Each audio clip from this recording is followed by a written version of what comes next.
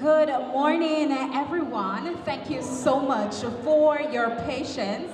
We will be starting in 5 minutes. So I'm asking that you kindly find your seats as soon as possible so that we can begin.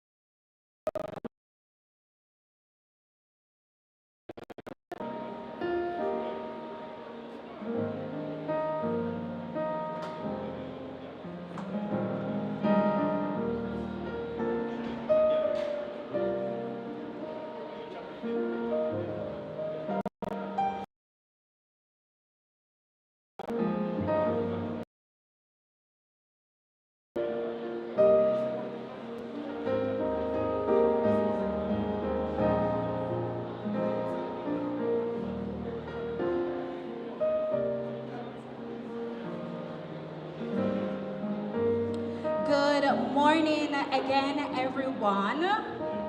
I am Miss Denise Dennis, your moderator for the research conference here at the College of Agriculture, Science and Education. The theme of your is announcing building capacity for master researcher. This theme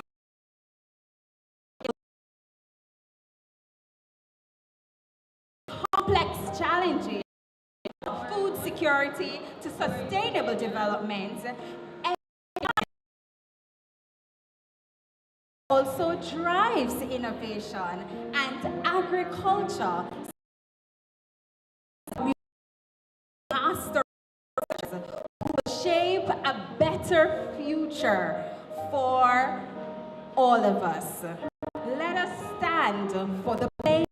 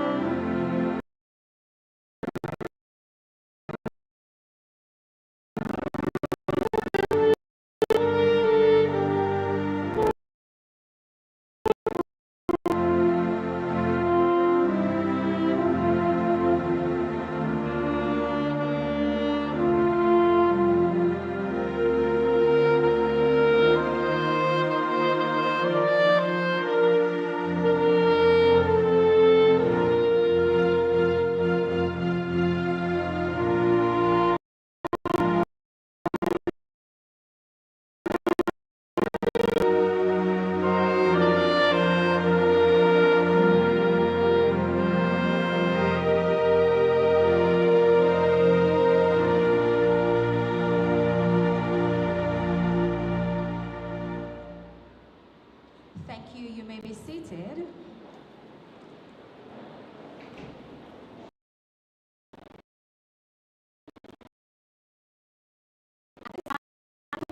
So Derek Deslandes with welcome.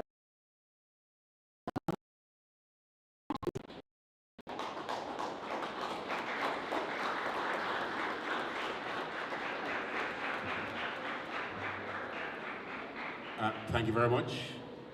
Let me first take time to thank our special invited guests, starting with our speaker, Professor Denzel Williams, the principal of the Mona campus of University of West Indies, Dr. Tamika Benjamin, and Dr. Benjamin, as I was saying to her before, she's on leave, but she has taken the time to be here. This is our third visit in about 6 months, and we think that's a very good sign.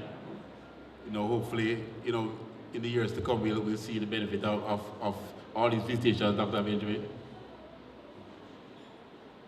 Also wish to welcome the very lovely lady beside Dr. Benjamin.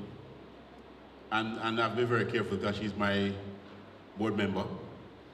And she had some very, very hard questions when we have these board meetings.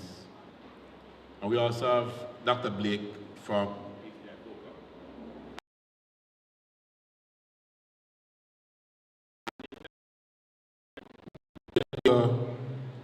is an institution that is focused on, at this point, reviving our ginger pimento tea.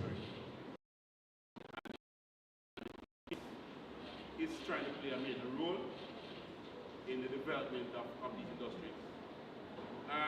I just want to talk briefly. I'm welcoming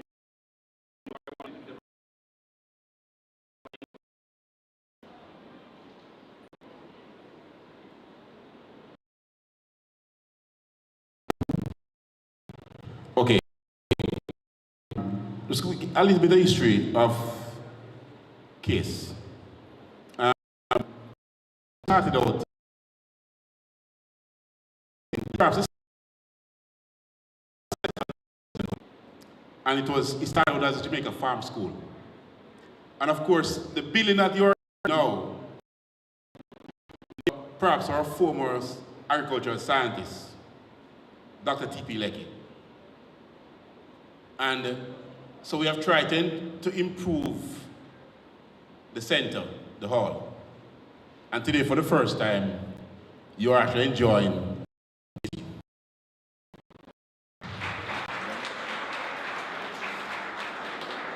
so that we have been at for a while. We've been working at it, but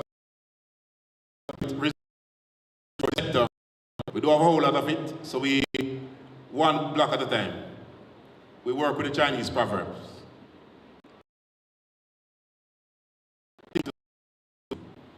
And while Mr. Taylor tried to find a presentation, I just continue. So in 1942, we became the Jamaica School of Agriculture. Jamaica School of Agriculture.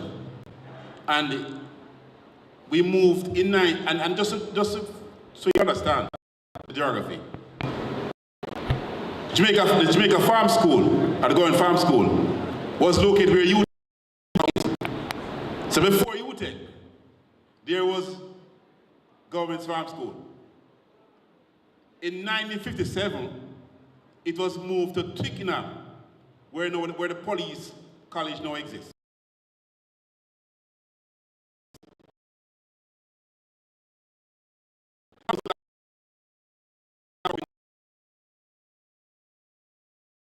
Moved to Pas. And there are many different versions of that story, but clearly many people were not. And it became a second institution, as a Gardens Teachers College. And to create what we now call CASE. So this is our 30th year as CASE, but 115 years as an institution focused on the business of agriculture. Thank you. So, now I want to give you a sense, and I won't be very long, I promise, because I can be long-winded, but I won't be. Our mission statement, and this is our latest iteration. We are now in our second strategic plan. And essentially, we recognize that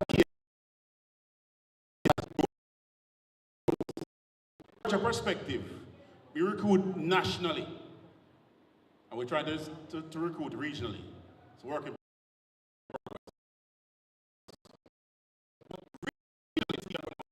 St. Mary, we focus on business reality. Try to go institutions for those strategic areas. And what we have been doing over the last 10 to 15 years is between the various. We try to let the merger between Pasig Gardens and College of Agriculture.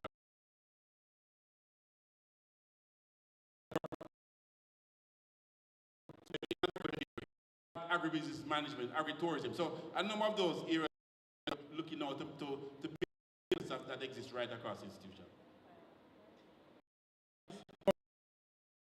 2035 vision. There's a lot of discussion in the news about CASE. From the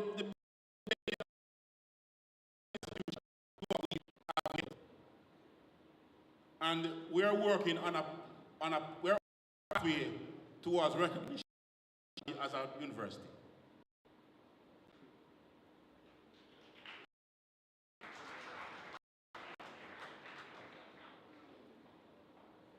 I want to just quickly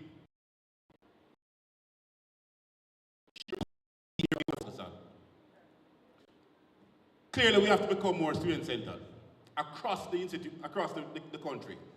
The importance of understanding the value of our students is mission critical. in our current environment, where resources are always going to be a challenge, we can generate revenue to help ourselves, so to speak. So every college principal in Jamaica today is an entrepreneur by force, if not by choice. We simply have no choice but to do this. And so, case every Friday evening as a farmer's market, we sell meat, all kinds of meats and all kinds of produce and whatever else. But a critical thing we're doing is to integrate agriculture in technology into our offerings. And it brings me to the next slide, which I'll jump. So, what is the background to the 14th resolution? Sometimes it's called 4IR. Push to try to get the industry, students, staff,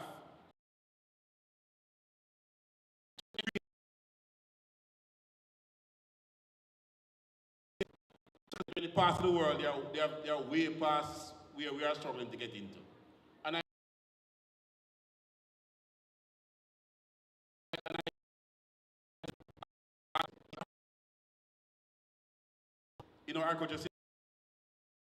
agriculture today is labor.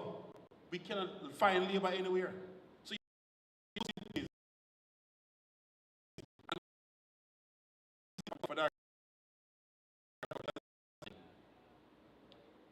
the Internet of Things.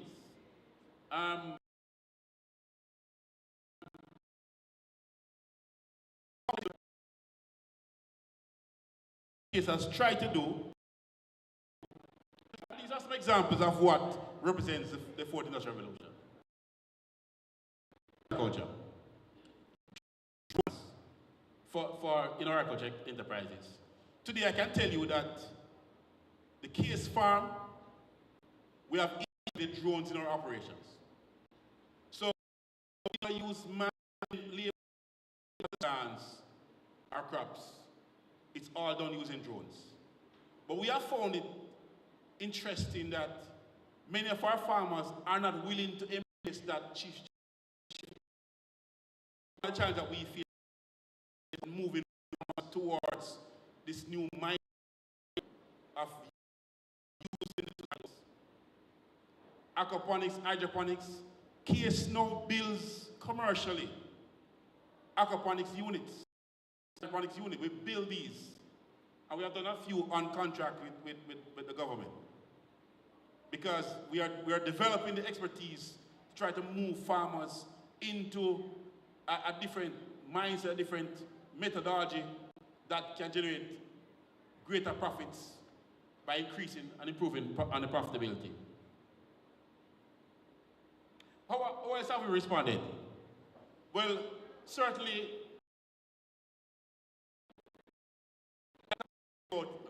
animals and plants. We focus on equally on both. We have, in the last 5 years, we have completely redeveloped our goat program. We have built new infrastructure. For the last 2 years, the champion goat exhibitor at Denby. And it's not by accident. It's something that we so we demonstrate and to create a balance between student engagement and commercialization.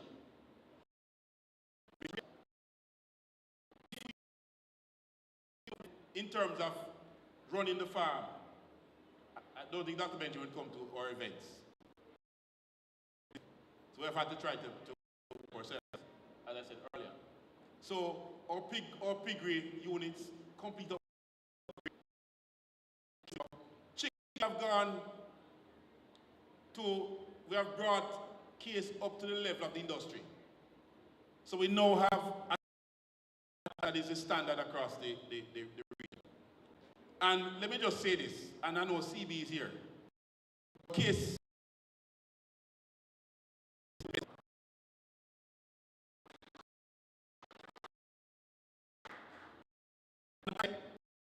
We are using drones.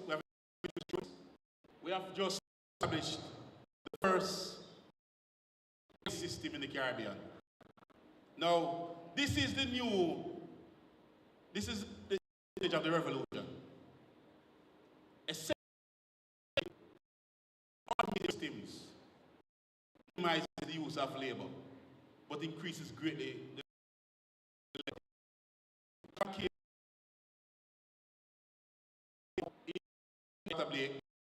as part of our trial. We started with ginger and bean. We want to see with track the movement of the sun. So it provides the plants with partial shade. It minimizes the sun on the plant's health. So it leads to a greater productivity and greater plant health and production. We've also been pushing now towards what we call agrotunnel, which now integrates solar system, and that allows us now to produce in square foot what 10 acre provides in open field, and that's our next target. Not easy, not cheap, but we think it's important that we introduce these technologies and to grow the sector, because I'm saying now to you now that food security, if it is not already our number one concern,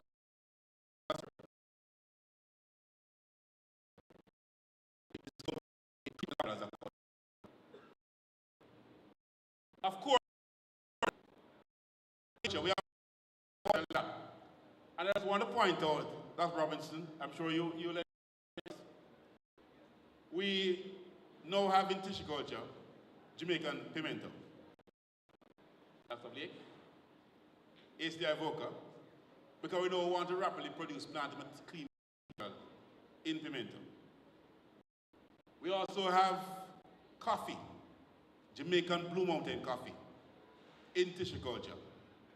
I don't know if that's before, but it's certainly an area that we are pushing. And we have worked with farmers now to produce. And another important one, the Portland breadfruit. We have now shifted away from the traditional, we're now moving to tissue culture to produce the plant material that will be required as we expand that particular industry. So, to make on this is that we now have in tissue culture banana and plantings that are TR4 resistant. Now, TR4, what we call tropical race 4, is a disease that has a potential to wipe out the banana plant industry. It has done that in Asia. It is now in Colombia, in Venezuela. So we suspect at some point in the future, having all of these issues,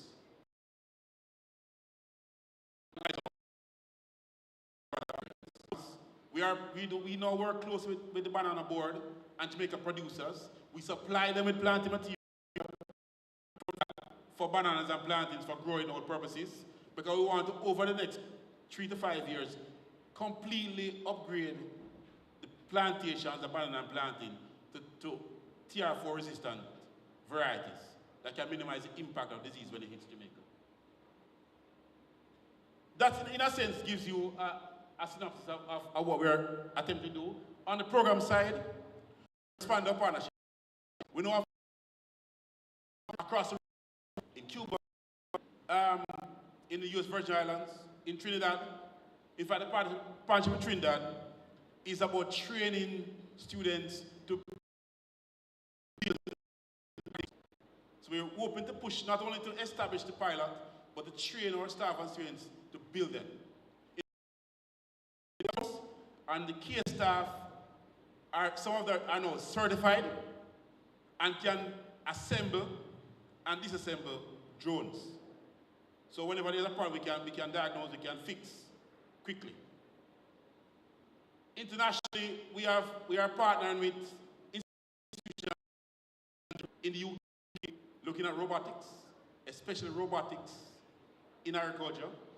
The the Internet of Things. We are now introducing RFID tags for our goats. In other words, we are using RFID technology tag for our goats. We're looking at establishing geofences. So instead of the traditional fencing, we're moving the geofencing so that when the animal move across, we get an alert, we know what's happening.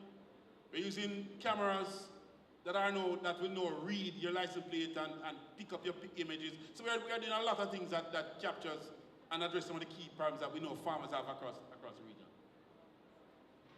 And we're also importing new genetic material. Case imported goats in 2022 was the first time in 15 years. And since that time, we have basically become the leaders in the goat industry in terms of genetics, the farm regional crisis. Now, wrapping up, just to say quickly that, like every institution in Jamaica, tertiary,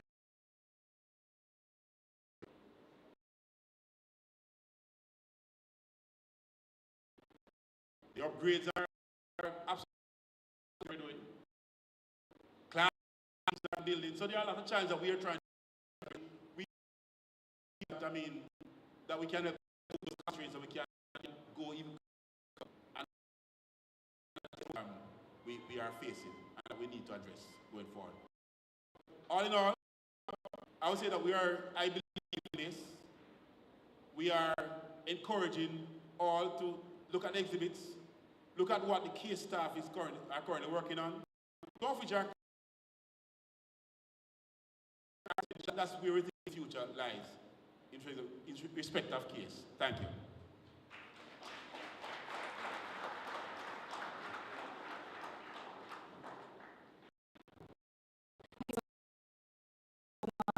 At this time, we will have our greetings, and we will Dr. Management, followed by Dr. Tamika Benjamin, and she's the Assistant Chief Education Officer and John, followed by Dr. USDA Food for Progress Jamaica Spices Project.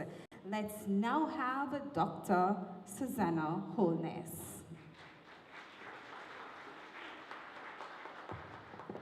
Let me just apologize, Dr. Holness. I realize that. So I just want to make sure that you're right, because you know my board director will take care of her now. I have to make sure she's okay.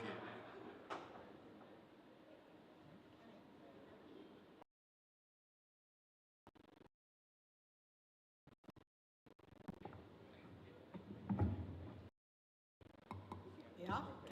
Happy? You. Well, welcome. Welcome to everybody here. Thank you. Here, a round of applause to everybody in the room. No. Something than that. All had breakfast already. Come on. Day. Okay? Okay. So welcome.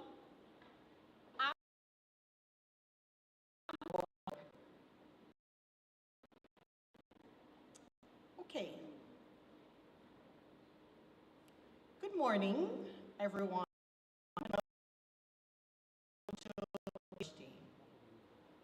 Why are we here? We're here under the theme of enhancing education, science, agriculture, building capacity for master researchers. I'm really glad to be here today. I am, as introduced, Dr. Susanna Holness, and I am a board member. On behalf of the chairman and the board of directors, I'd like to for their acceptance in organizing this event and for their dedication in advancing research and innovation. I'd like to acknowledge key individuals here today. First, well, your president, big him up. Guys, when I say big up means a big round of applause, okay? Thank you.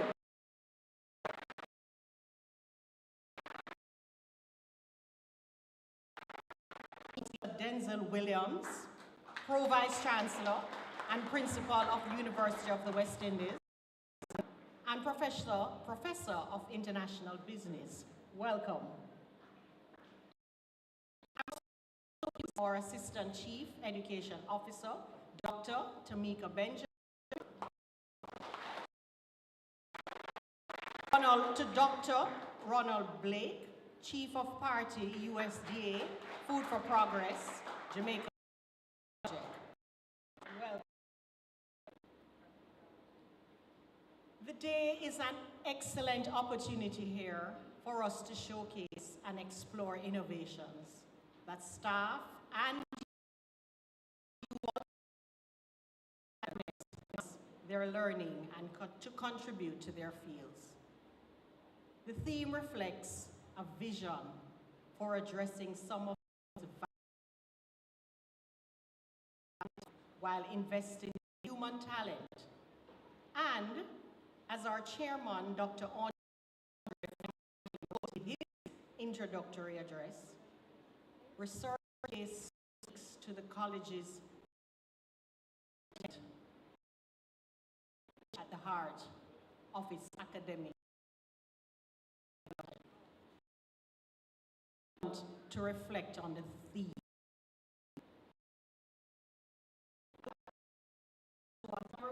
Really reflect on the theme, enhancing education,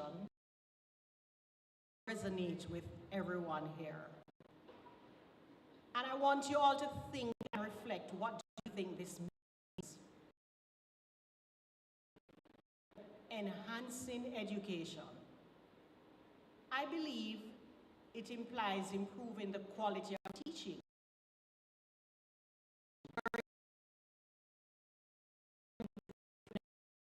Devon and I were talking about trying to enhance through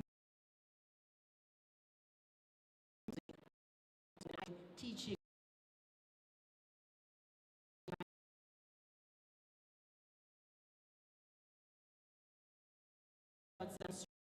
to enhance learning. The goal is to prepare you guys, students, and creatively, empowering you to make meaningful contributions to community, to Jamaica. I could not have said it better. It's a system where scholarship is purposeful, where students just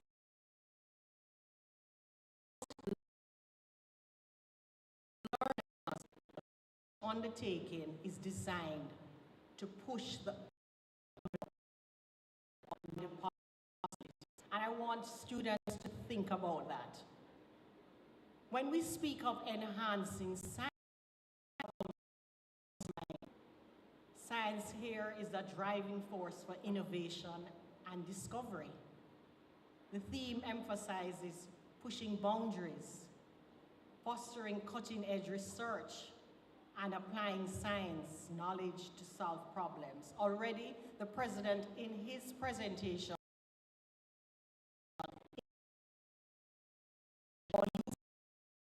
enhance productivity and innovation and efficiency. Promoting agriculture. Agriculture is as a cornerstone of sustainability. This part of the theme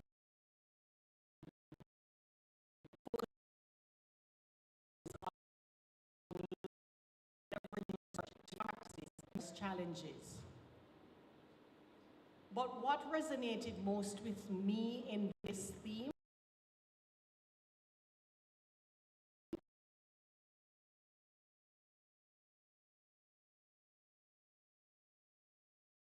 nurturing which seek researchers like you who can lead the way in your field.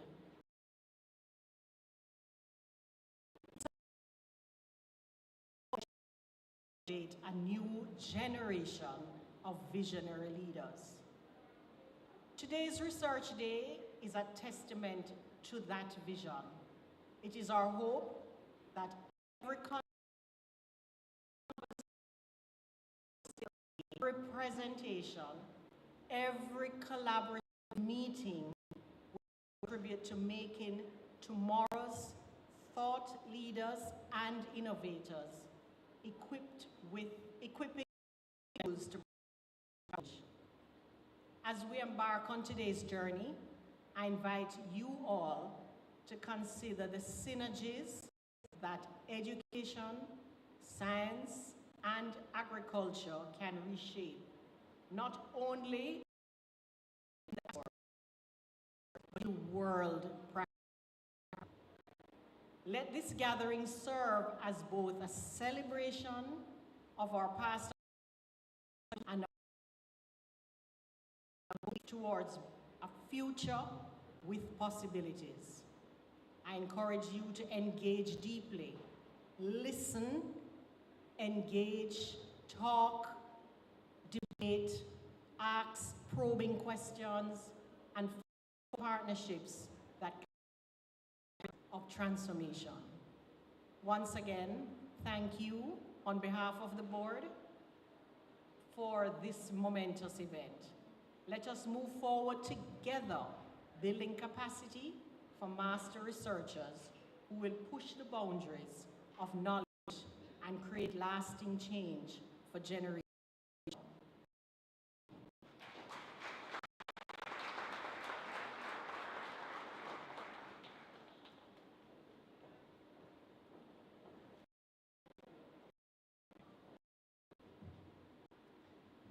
Distinguished guests,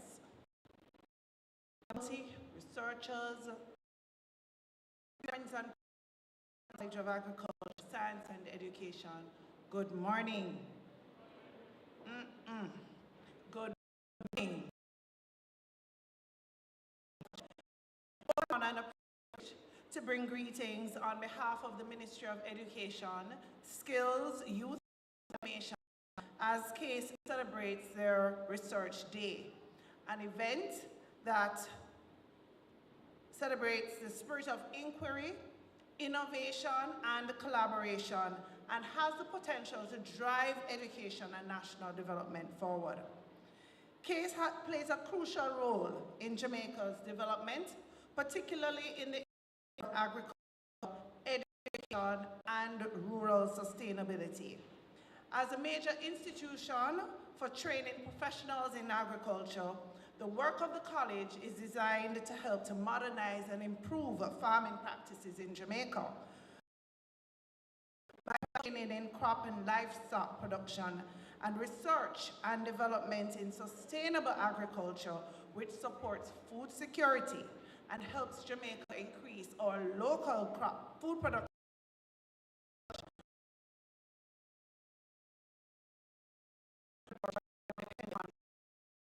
in its mandate focused on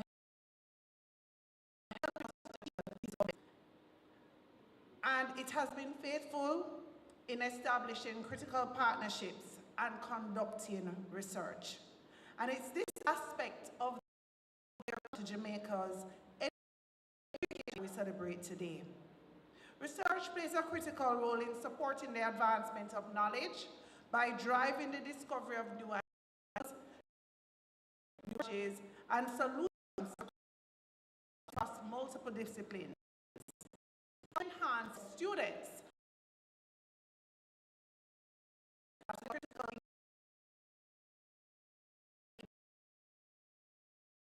and ethical those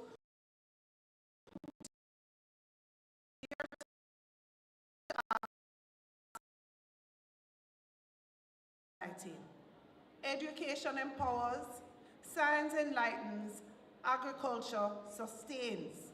And when these fields are through purpose, a formidable force for national development and global progress. The theme for today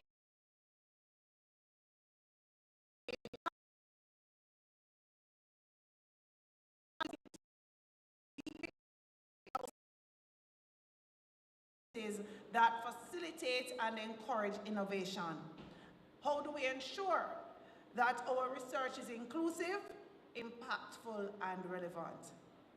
This event is not just about sharing results, it's about building connections, sparking dialogue, and inspiring the next generation of thinkers and problem solvers. In a world facing complex and interconnected challenges, the work done here at CASE is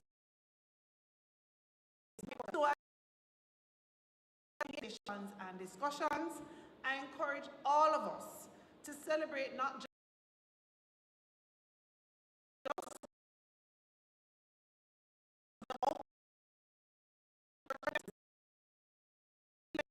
catalyst for new ideas, stronger partnerships, and deeper commitments to excellence in research. Let us use this day to not only celebrate our achievements, but to reaffirm our shared responsibility to push boundaries, think critically, and apply our knowledge for the greater good. Heartfelt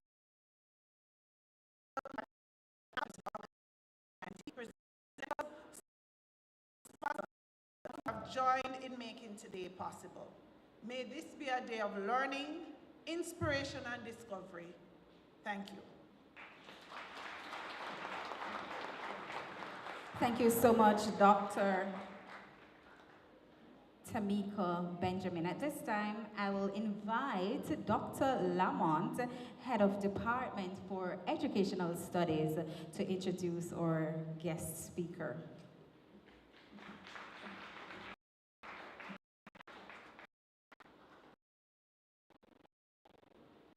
Moderator, Ms. Denise Dennis, distinguished guests,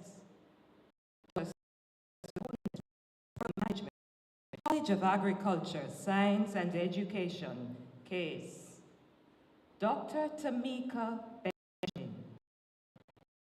Chief Education Officer, Ministry of Education, Skills and Youth Information, Dr. Ronald Blake, Chief of Party, USDA, Food for Progress, Jamaican Spices,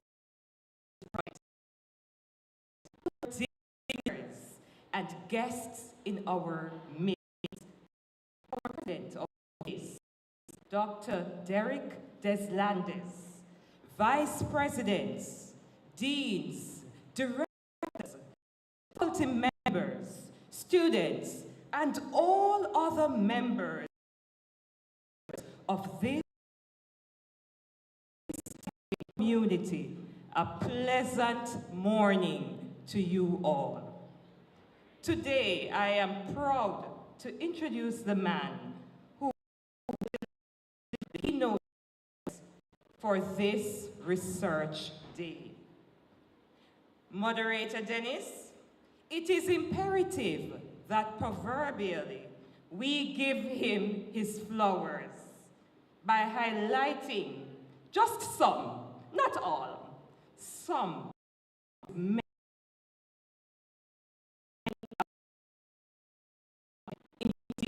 will serve as motivation for many of you in the audience as you develop as researchers and academics. So while he squirms, I am going to give him his flowers. So let me first highlight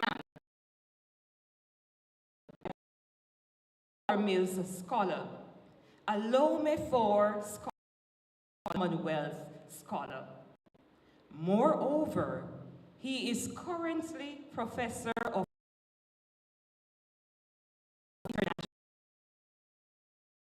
of the University's Mona campus. He previously held distinguished positions in industry, academic partnerships, planning, and principal of the University of the West Indies, UWI Five Islands campus in Antigua. And here he made significant contributions out the physical infrastructure of the Five Islands campus. Not only that, he conducted the feasibility study to acquire US $80 million to implement this project. Designed strategies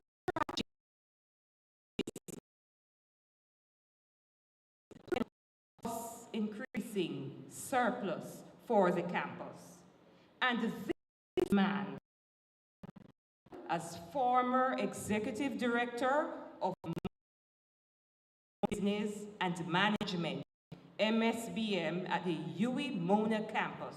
And ladies and gentlemen, I must tell you that this is the largest business school in the Caribbean, where he led a number of transformational initiatives in administrative processes, research, innovation, even teaching and learning. So you may be wondering why this man is here today. A academic, having obtained a Bachelor of Science degree with first-class honors in Economics and Management Studies, and a Master of Science degree in International Business from the University of the West Indies. Also, having acquired a PhD in International Business and Strategy from Manchester School, University of Manchester in the United Kingdom, UK. He became the youngest person to be promoted to the rank of professor in this Mona campus. Yes, applause.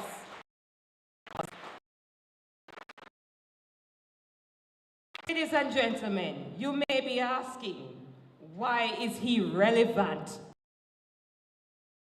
A little birdie told me that he served as chairman of rural agriculture, and also the person said knows about agriculture. And so we're very proud to have him here. I say to you, gentlemen, that our speaker has delivered keynote addresses at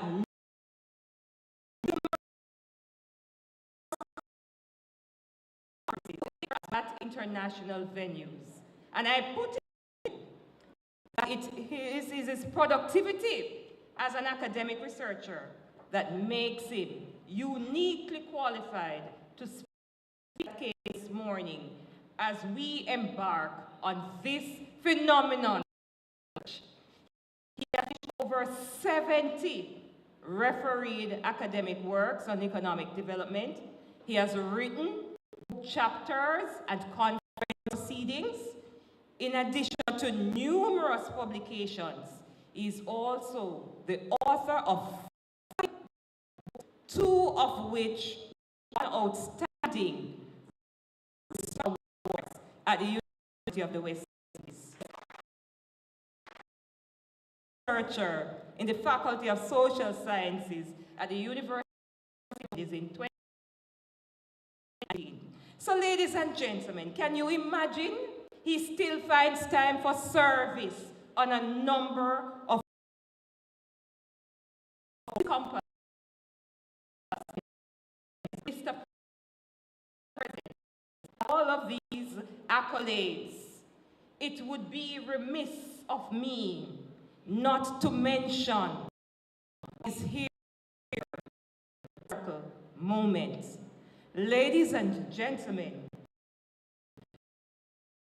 your fellow Taylorites, I have to mention that. Nothing else is expected. Put your hands together and a warm case to none other than Professor Denzil Williams.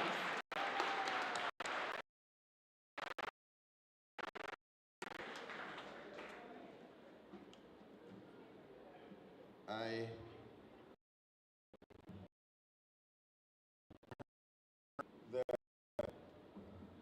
introduction, I was there thinking, I was there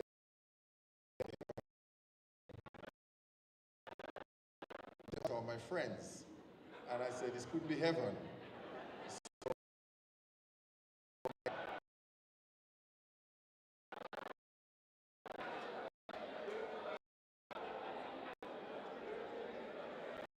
Ladies and gentlemen, thank you so much, Amarillo, for such kind introduction. It's indeed very good to be here this morning in research activities. I'm really, really sorry, as I explained to Mr. President, that I have to write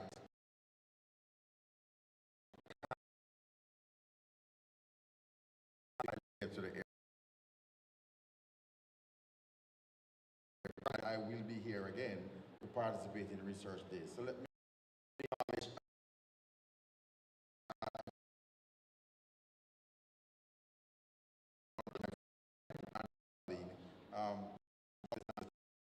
and also the board and also Mr. Dr. Ron Blake of the tremendous effort that CASE has been doing for and ensuring that research is at the forefront of the offering from important institutions. So I want to use this opportunity to congratulate Dr. Deslandes, President and Chair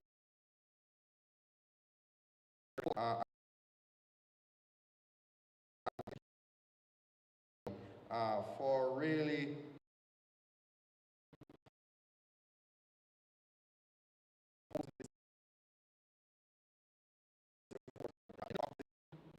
education, science, and agriculture, building capacity for looked at it, and as an academic, I quickly identified that whether wittingly or unwittingly, that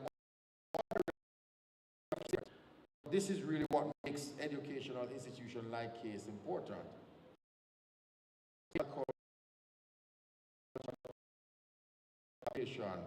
But you order it education, agriculture.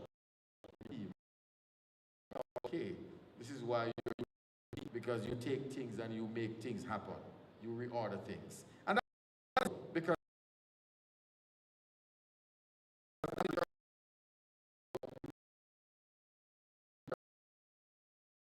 unlearning what you actually have learned. It's a very uncomfortable proposition. It tells you learn what you have learned and relearn. And to be honest,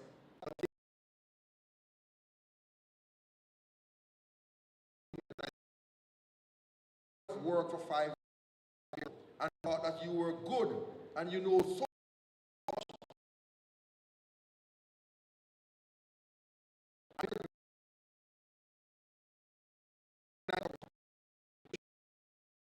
part of the humbling process of unlearning what you have learned. And that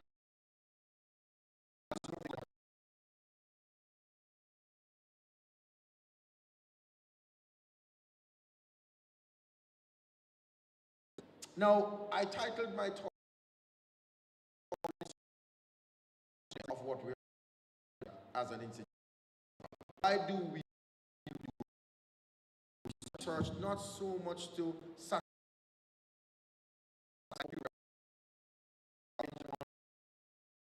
learn new things, and we want to be able to, find out or satisfy our curiosity.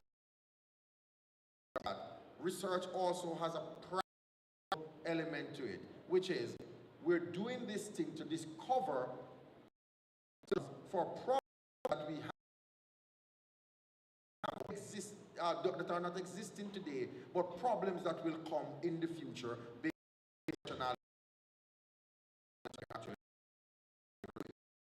so as we pursue research, we consider, especially in a developing country like ours, how research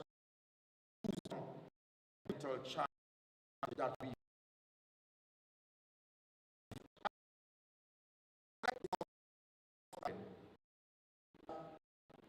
when we think of the research that CASE is carrying out, it has direct impact and implications on national development. The challenge that we have in Jamaica today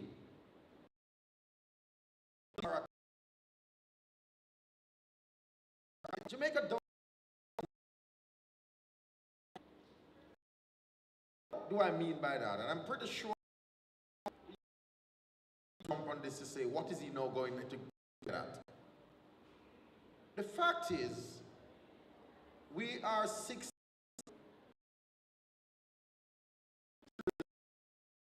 63 years. Jamaica's growth about 10% per year. And almost every block,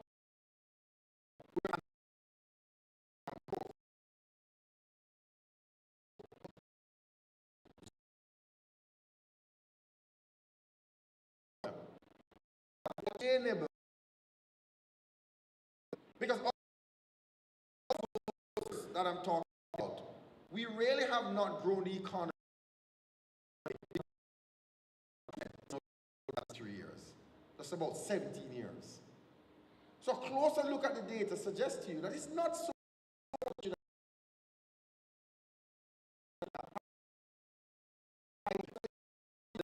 out of the poverty that we're in, move from what they call the periphery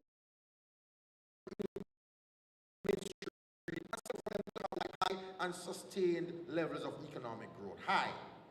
Jamaica have meandered roughly around 5,000 per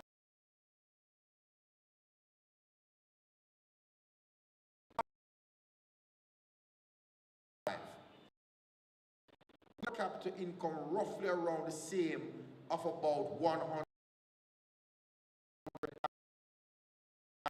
And fast forward to 50, Singapore's per capita income in US dollars. Jamaica is still roughly around 5,000 US dollars. And why? A substantially high level for a long time.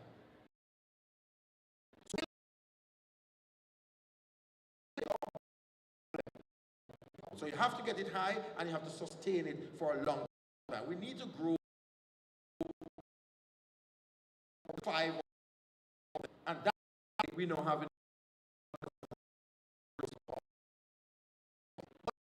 it. So that's the problem that you face.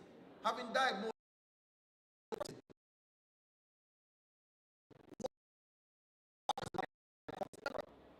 have the major factor that is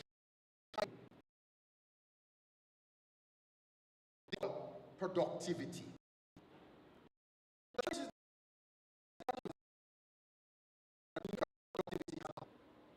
In essence, for about 30 years,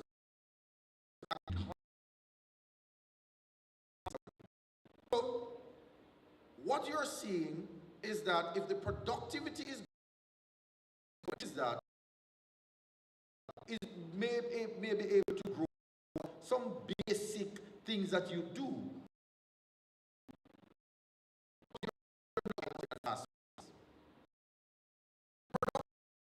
We have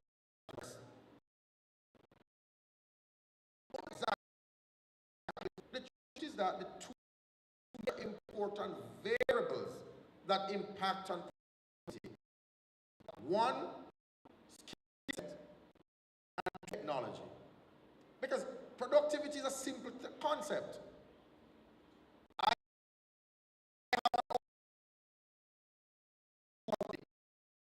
say pick oranges. Within one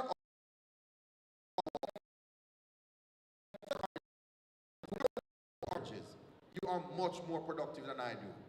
because you have used your 1 hour to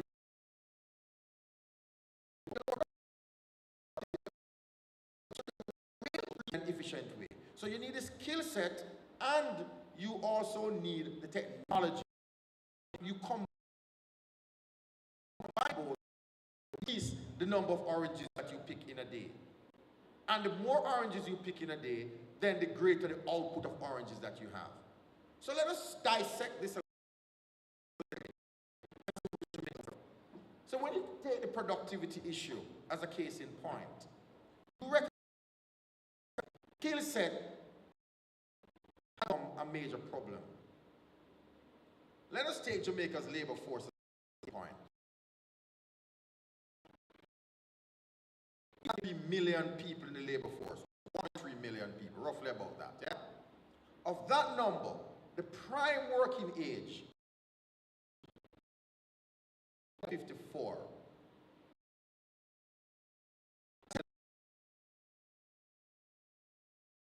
People. Of that 910,000 people, what you have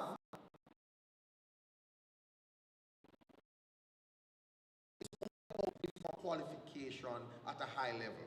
So that's 118,000 people.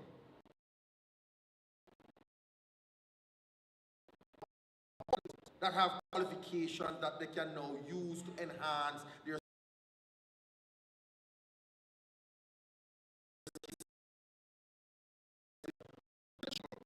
That's what we have in Jamaica. The majority of the labor force is basic numeracy and literacy. And nothing is wrong with that. But in a world where you're going to require to perform at the highest standards, you cannot just be literate. You need skills that are going to now help you to use the technology.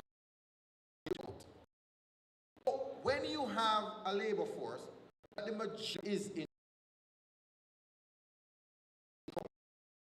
point is at a high level, can do any high level job. The majority of people are going to be at the lower level.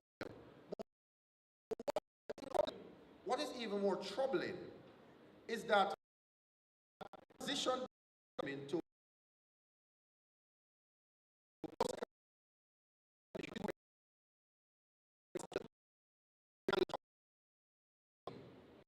boast of a massive statistic of about 9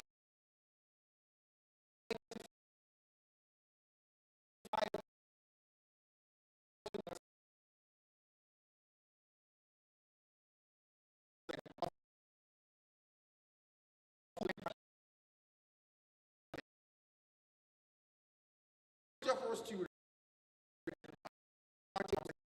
are getting numerous and we cannot build an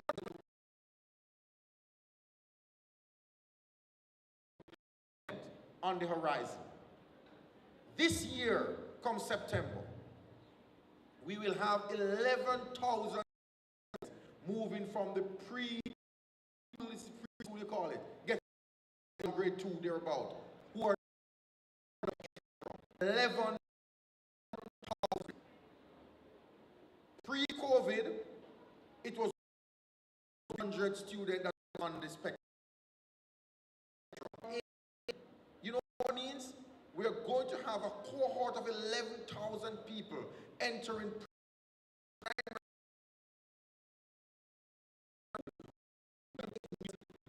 These are the same people who are transitioning over the next 10 years.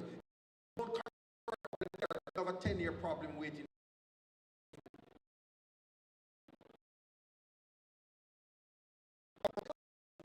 If we're going to attack the productivity issue, we know we have the human capital issue. We have to deal with the skill set issue. And that is part of the challenge to deliver high economic growth and all of those wonderful words. They're not going to mean anything if we don't attack the human.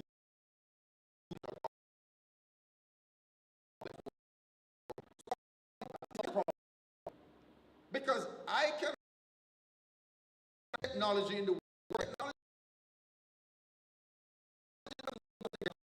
organize your processes to deliver. How President Desland organized staff can feel more productive. That's technology, organizing your systems and your processes combined with the gadgets. So that's why case research day is so important today, because this now is contributing to the portion of research and development. Where it becomes comfortable reading, Jamaica spends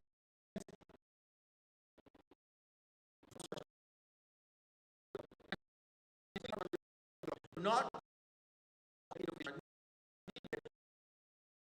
output. It's through research and development that you have innovation, and it is through innovation us 50, 60 years ago. But they spend 5.5% of their innovation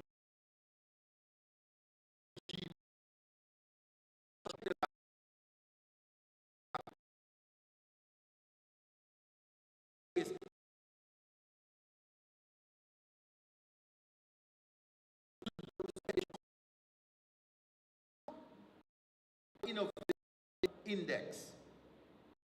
All countries are lagging behind, while Latin America, Asia,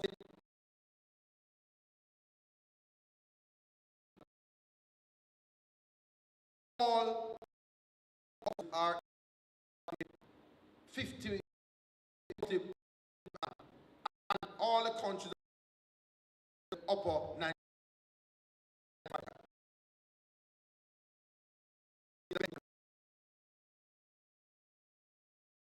The South Korea of this world, the Sweden of this world.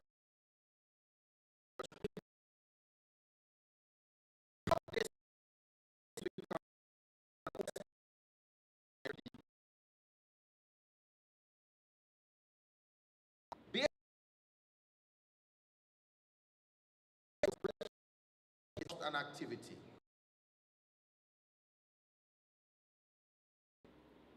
Not just but it's an important input into Jamaica's development. What is on display are the wonderful innovations coming from our students, coming from our family, coming how we added in agriculture and in education. All three are linked to the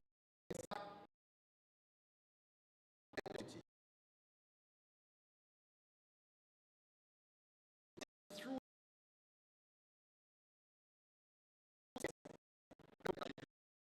and is what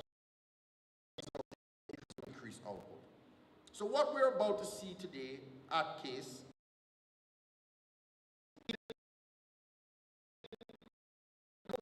journey for a country like Jamaica. It is no secret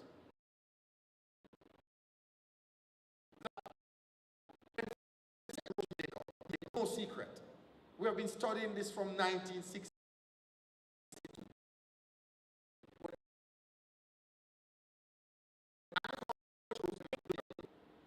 We have not had a period where these sectors grow.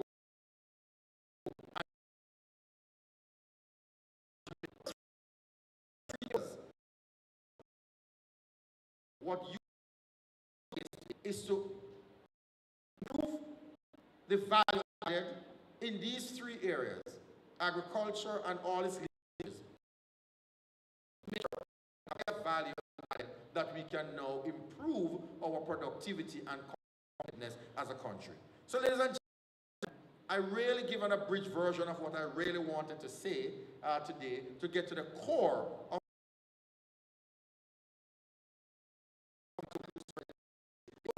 I really want to again congratulate the staff, the faculty, the leadership of CASE hosting this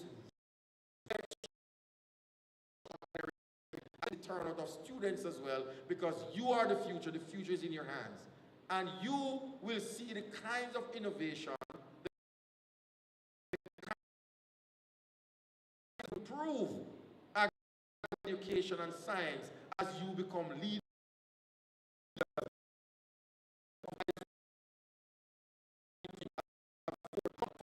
building on. This builds your curiosity. You go, you see that you come with greater innovation to advance our own development. So again, thank you.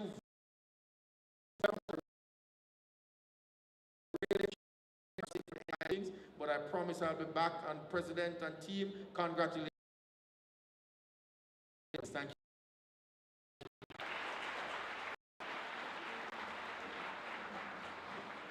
Thank you so much, Dr. Denzel Williams, Pro Vice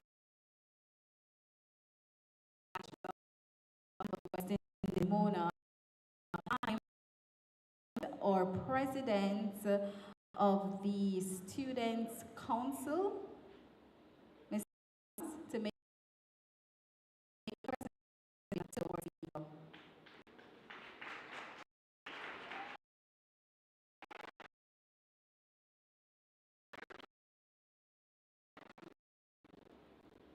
so we'll ask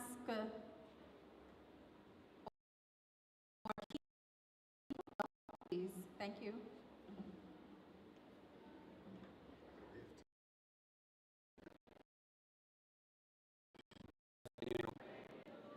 Okay. Professor Denzel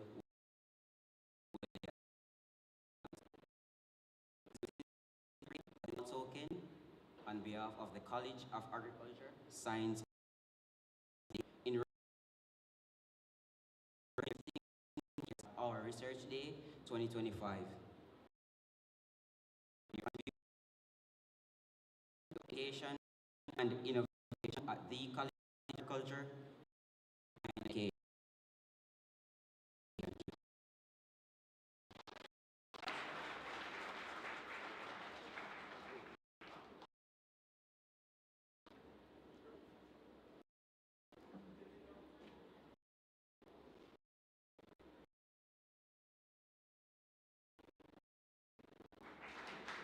All right, put your hands together. I will invite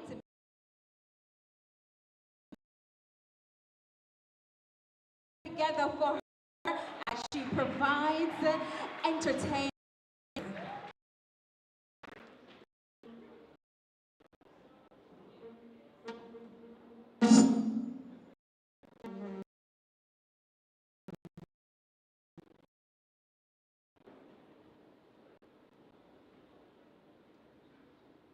Good afternoon, everyone.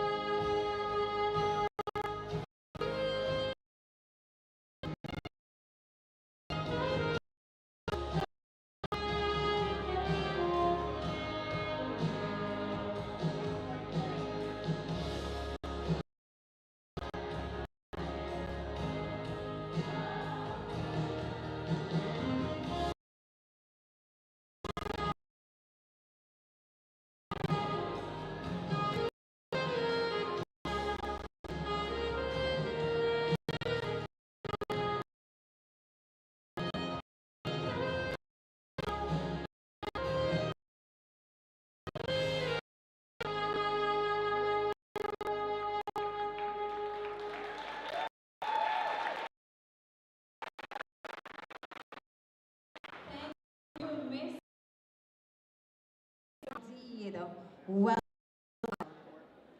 I will now invite Dr. Ronald Blake, and he is the Chief of Party at US Food for Progress.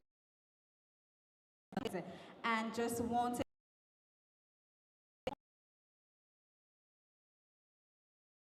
for 406 room 408, and certificates will be provided by the USDA team. So, Ronald Blake.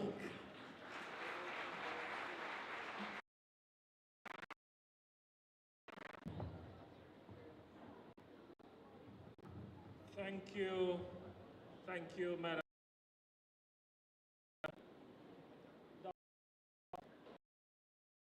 Of the board, academics.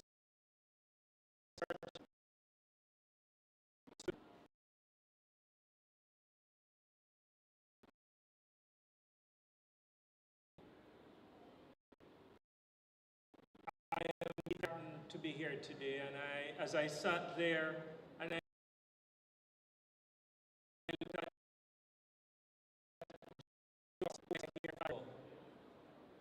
as we talked about growth, and then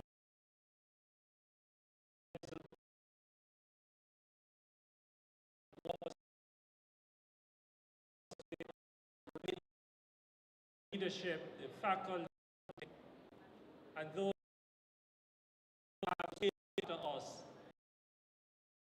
and I really want to commend you.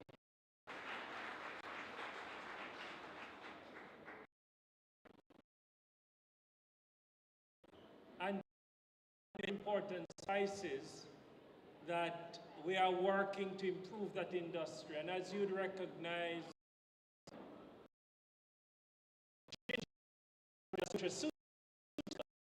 but they are heavily used in our pharmaceuticals today.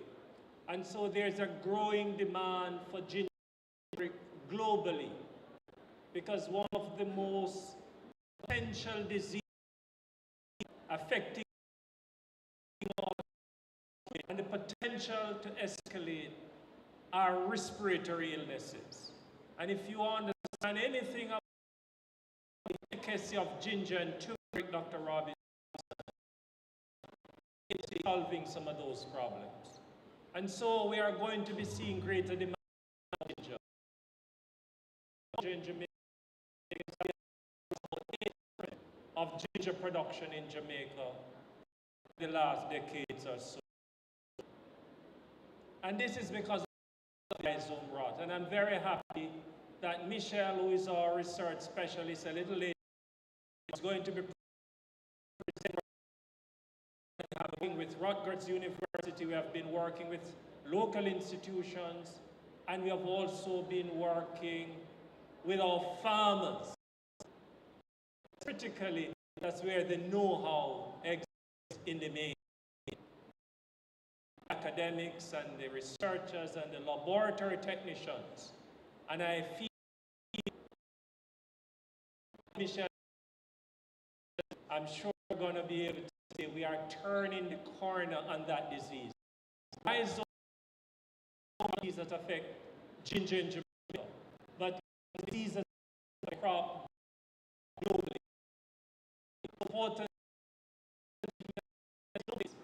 to come and share this data, because we're also working with CASE.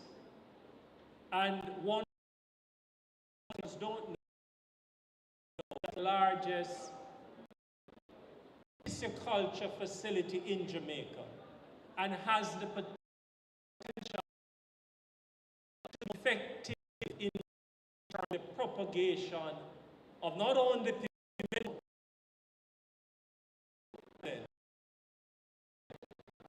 turmeric. It is one of the reasons that we find this day so important, more important for Jamaica and the wider ginger sector across the globe. Again, I want to commend the research benefit from your work. I recognize that a lot of persons are not And President and I had that discussion sometime earlier this week. And our guest speaker was able to say that we're spending 1%. And more has to be invested in research and innovation to be able to build a sustainable spice industry for Jamaica. Thank you very much, ladies and gentlemen.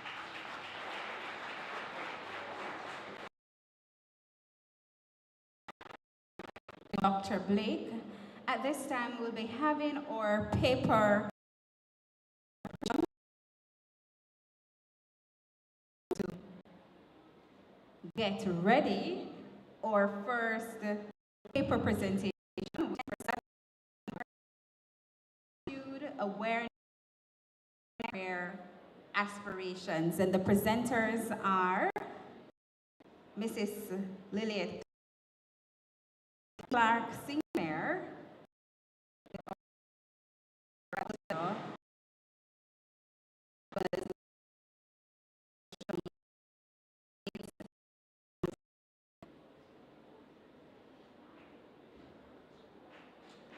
all right, so clap them as they come.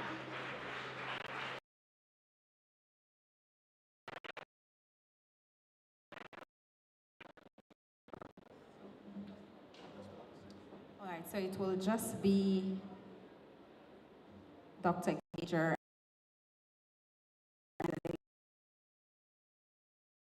for them.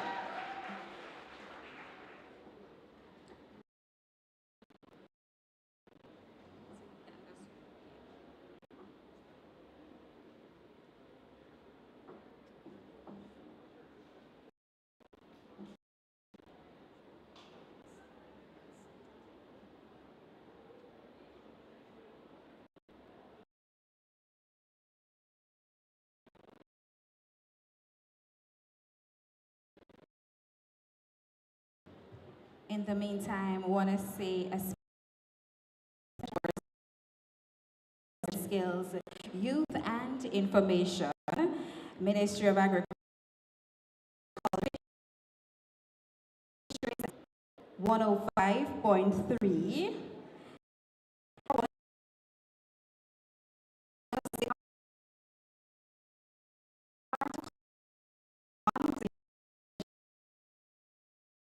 Exhibitors, just one more sponsor, PQPI, and or exhibitors, the scientific,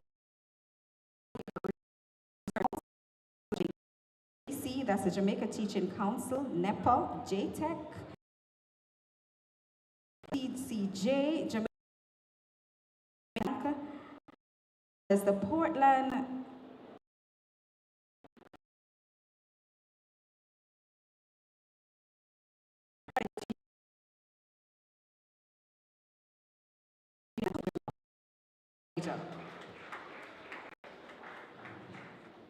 Thank you very much and good afternoon.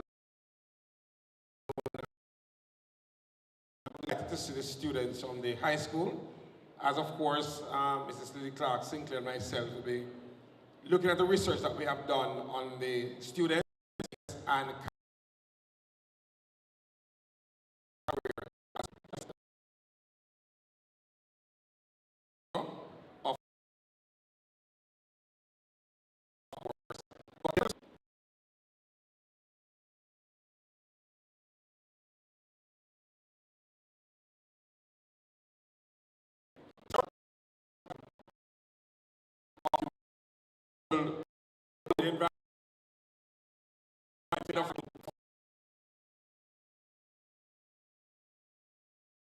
agriculture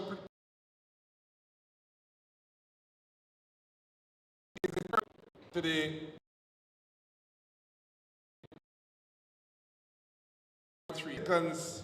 There's a growing concern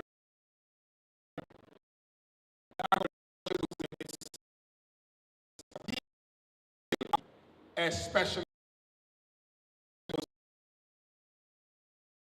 done by Williams occupation.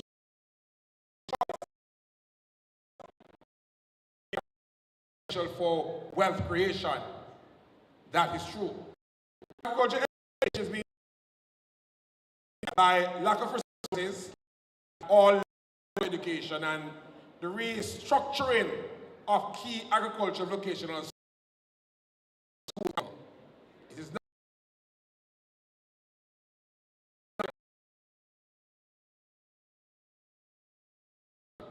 with schools academically inclined students into vocational courses like agriculture among regarding the scope of agricultural science. So given the importance of our global challenge, it's difficult for us to understand the high school students' perception of agriculture. Recognize the national standards curriculum started from primary school. It was important for us to look at the interest of students in agriculture. And so the research that we did was aimed to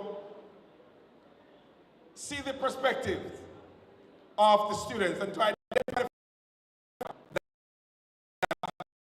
explore ways to improve the perception of that. The objective was to assess the high school perception of agriculture and agriculture science, to identify factors, media exposure, and school curriculum. It was also to examine students' awareness of modern agricultural technologies and career, and to recommend strategies to enhance interest in agriculture among high school students.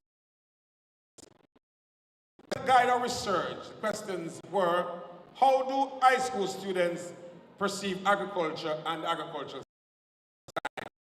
What are the main sources of their knowledge and opinions about agriculture? What are the key differences?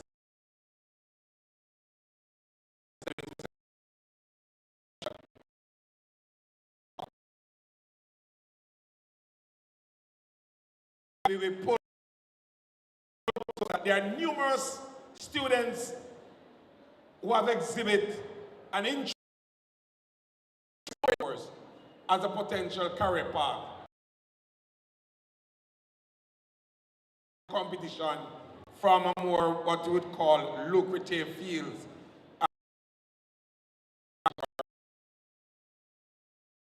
There's also the understanding that there's some interest careers. There's a lack of awareness of the diverse, restricts the engagement of many students with agricultural science. And we find that the research, you will hear later on, the research states that male students often display a greater inclination toward achievement-oriented careers, while the females may gravitate towards what is seen as a more high need for affiliation and power, as well as limited engagement from structure. Families don't really want much of their children, young people. Went off for that study. We're guided using a descriptive survey design. Employed to gather quantitative data on the perception of agriculture and agriculture science. A questionnaire were used to exercise of awareness of career and factors shaping their views on agriculture and agriculture science. And of course, the questionnaires was developed by a team of researchers.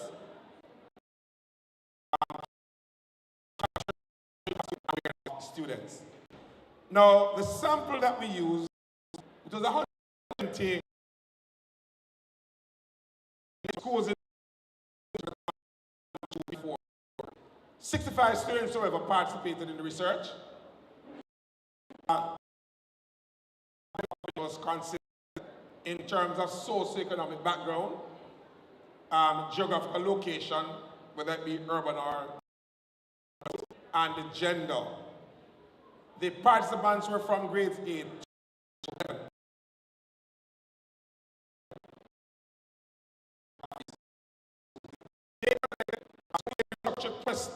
Questionnaire with both open-ended and closed-ended questions. The data assesses students' understanding of agriculture and agriculture science, the perception of agriculture as a profession,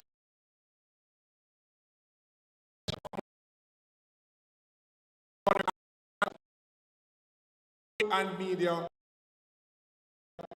Of course, the data was coded using the SPSS quantitative to identify themes and patterns across the responses. Mrs.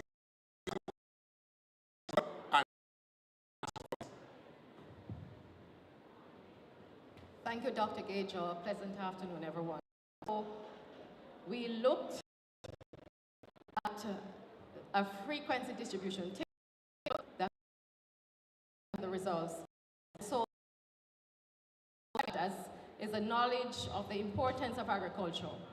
And what we're seeing here is that 73% of the students would have indicated that they're very knowledgeable, while only 26.2% of those would have indicated the teaching of 80%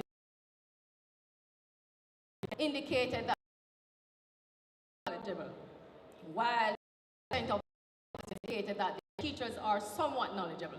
So when you look at the data,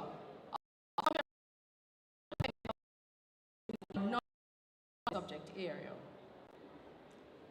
Now we want to look at how that translates to student culture. 70% of the students would have exhibited a positive attitude towards agriculture.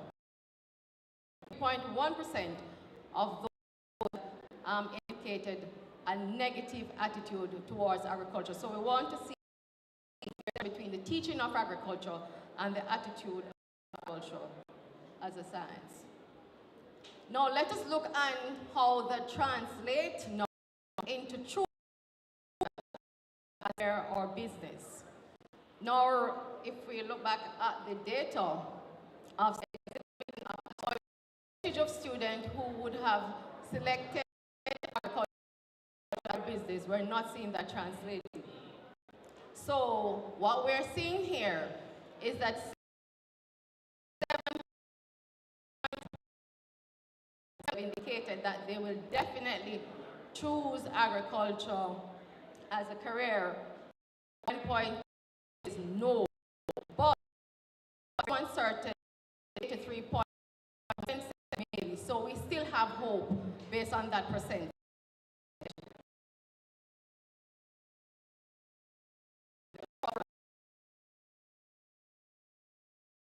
Located in. Teachers being very knowledgeable, the students would have indicated in Region 2 that their teachers are very knowledgeable. Other regions, all the students teachers are knowledgeable about agriculture. It's important to establish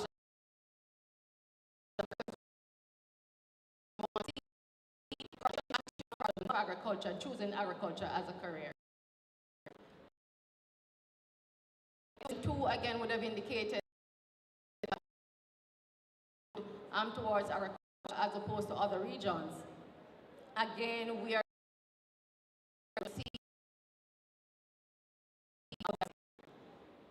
in choosing agriculture as a career or business.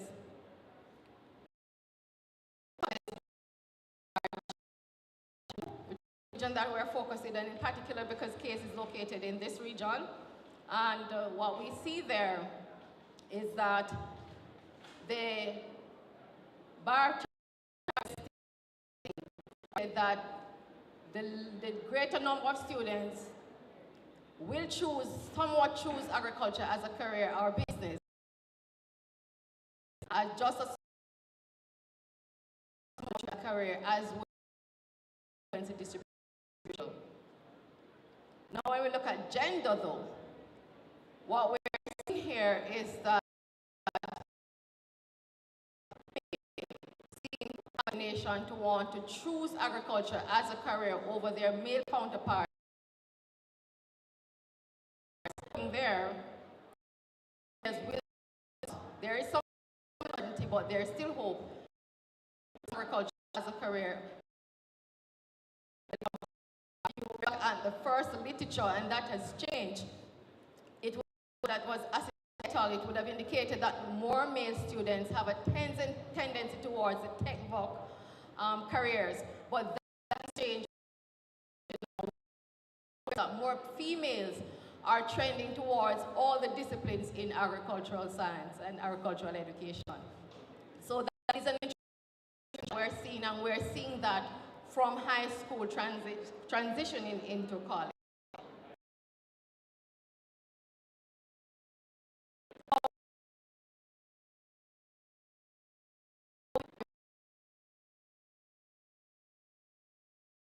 Attitude,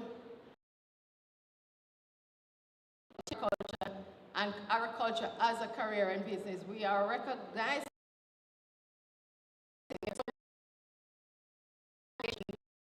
the career and business and the attitude towards agriculture further.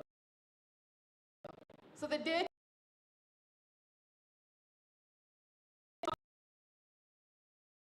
agricultural sciences perceive their teachers very knowledgeable about this and very encouraging, especially for effective teaching and engagement in the discipline. What attitude towards agriculture, which is nearly very encouraging for us. And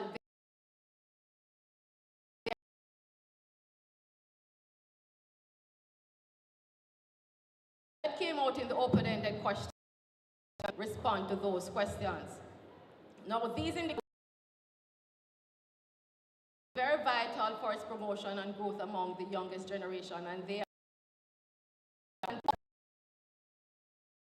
Now, when it comes to pursuing agriculture as a career, that part gets that.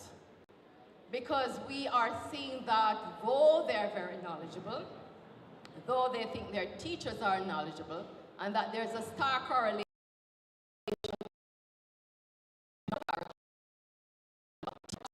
something that translates in agriculture as a career or as a business. But the line of demarcation here, or the interest here, is the 83.1% on the fences, and we want to get them over to the shore side. So those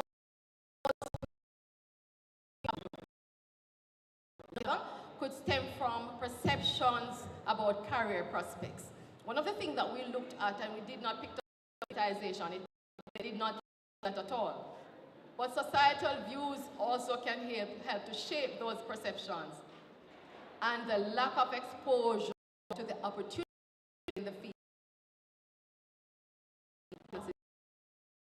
And some of their responses were, for example, it is labor intensive, more technology.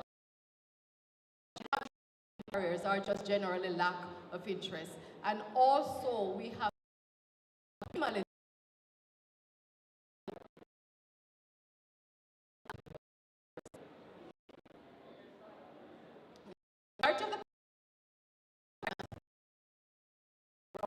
which is 83.1%, and they showed a positive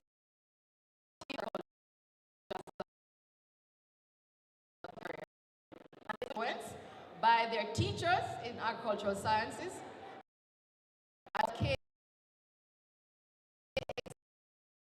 about that data, and it also could be influenced by their farming community. Indicate they choose agriculture career choice demonstrated a moderate to strong attitude to female to agricultural science. And that is evident in our programs because ratio of 6:1 in terms of female to male within the various programs within K.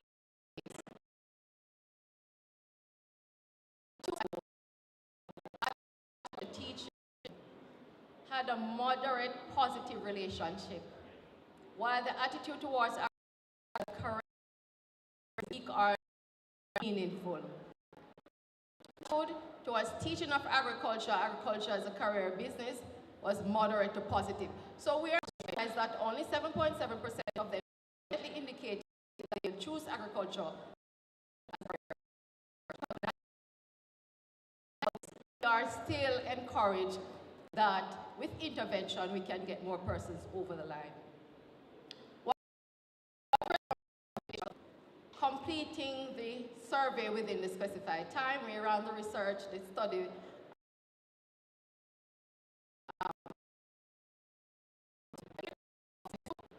and that our human resource challenges were also evident in administering the survey, and our sample size was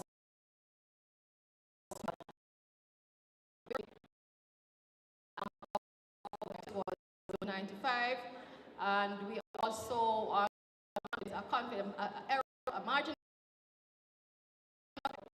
our margin of error was over 5%, and so we know that our sample size was too small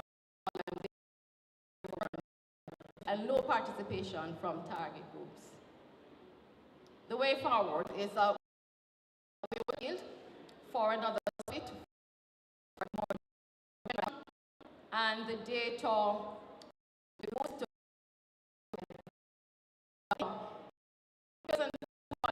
aiming to foster deeper interest and identifying the gaps within our curriculum across high schools for strengthening and awareness of innovation programs and provide recommendation for strengthening. The findings therefore underscore both the opportunities and challenges in fostering a deeper connection between students and perceive their teachers as knowledgeable and hold positive attitude towards agriculture and recognize its importance. The hesitation to commit to agriculture as a career or business.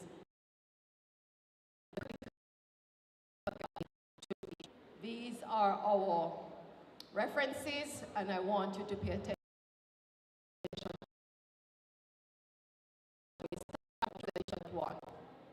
Our young people are really scared because they think agriculture is labor-intensive, hard work, innovations. How do we get them to change that perception? What we saw earlier in representing agriculture at the presentation in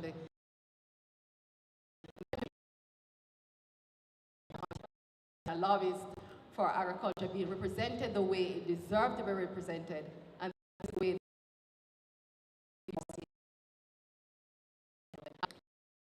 with our own students, who owns the nation. I thank you for your attention.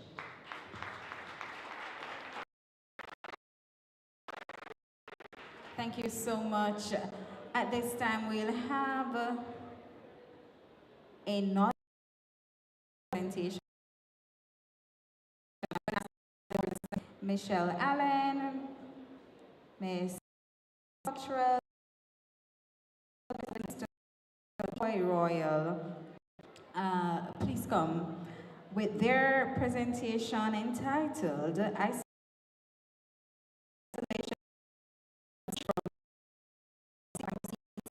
and that will be done by O'Neill, Fallon, Saida, and Donna Minot. Oh, only Fallon. All right.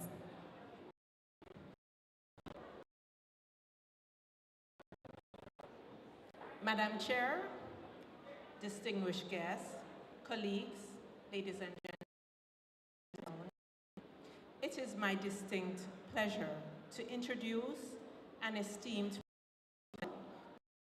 O'Neill, a leading voice in food science and technology within the Caribbean. Dr. is a lecturer in the Faculty of Applied Science, Engineering and Technology at the College of Science. He brings to this role not only a passion for advancing knowledge in food chemistry and processing. A proud alumnus of the University of the West Indies, Dr. Falloon holds a PhD in food science and technology, conferred with high commendation from the St. Augustine campus in 2019. He also earned his Master's in Science and Technology from the same institution and holds a bachelor's degree from UW, where he completed a rigorous double major in chemistry.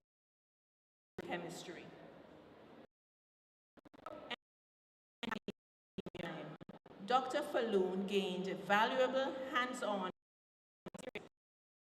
research assistant and an engineering technician in the Department of Chemical Engineering. His practical industry knowledge and academic research gives him a unique perspective on the challenges and innovation today. His research interests are focused on food chemistry and processing, critical areas as we address global concerns such as food safety, sustainability, and nutritional quality. Whether mentoring students or contributing to studies, Dr. Falloon is dedicated to pushing the boundaries of food science to better serve communities and the wider scientific world.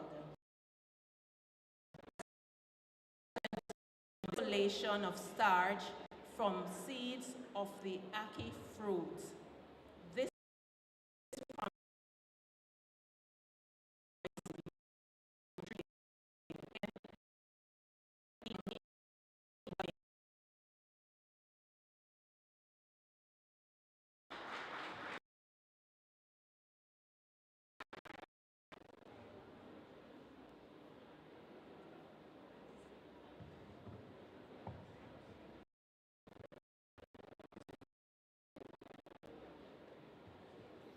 All right, so good afternoon, everyone.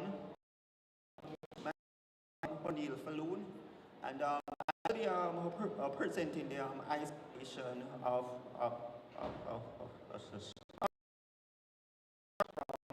and these are the seeds that has the shell intact.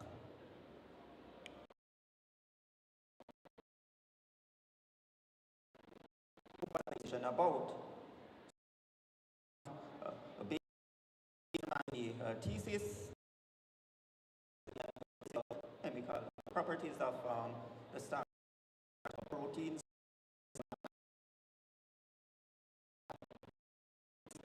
I will be one chapter of that of research, and that was where I looked at the isolation of the starch from the ackee.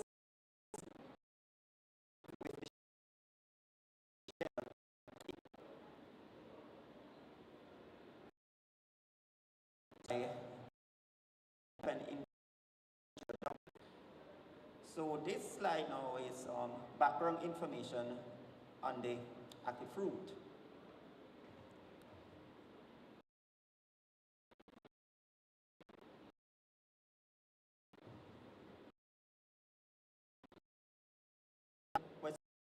And it was later introduced.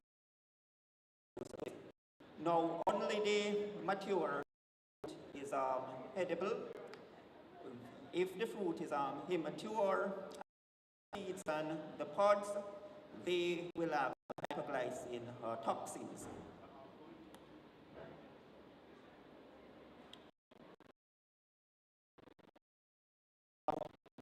chemical structures of the hypoglycine toxins in and B.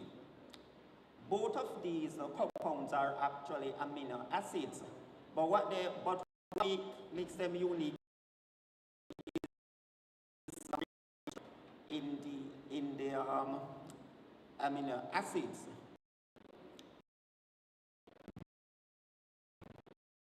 And they are toxic because when they enter our times mistaken for glycine because it looks amino acids in that you find.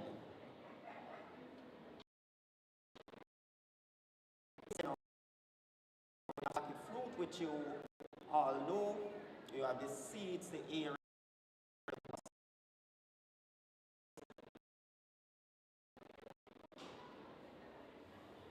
So as you all know, the mature can be boiled and eaten.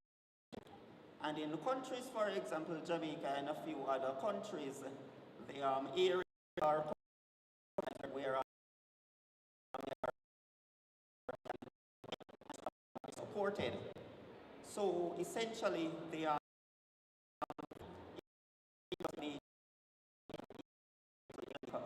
for instance, so it's a multi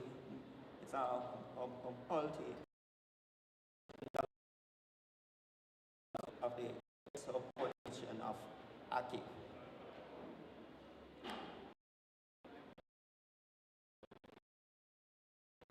Now, while the aerials are being used, this, however, are thrown away, essentially. And so the potential uses of the Aki seeds is something that is largely unknown. And so this research somewhat looks at some possible uses of the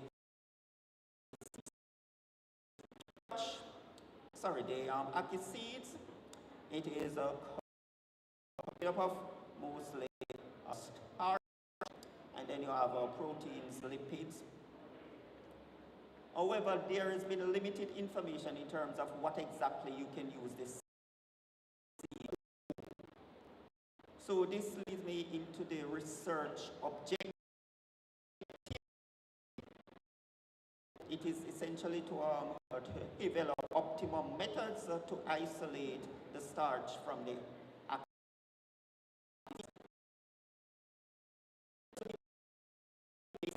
steeping, which I will explain a bit further down. So you have steeping and sodium hydroxide steeping. So essentially, we're looking at the optimum methods of isolation. Use methods, and the optimum methods will be based on the starch.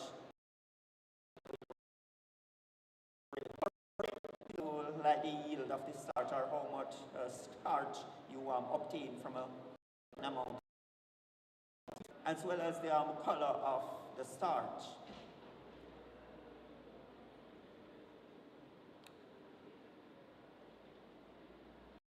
What I will look at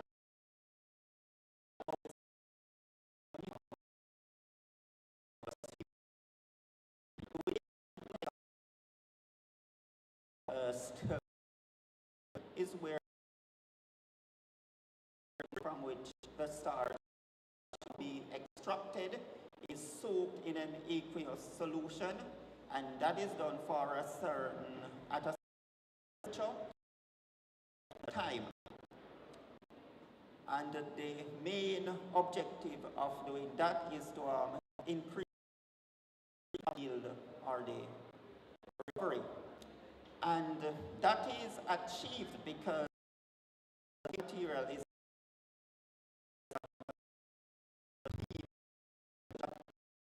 it should free the starch granules of bonded, physically trapped in other parts of the, such as like in fact, the starch granules themselves might not be free, they might be in the seeds. So you have to sort of free the starch granules so you can obtain them. And steeping is regarded as one of the important of the starch. There are two main types of. So you have the acid steeping, and that is where you use sulfurous acid. And note here it says sulfurous acid, not sulfuric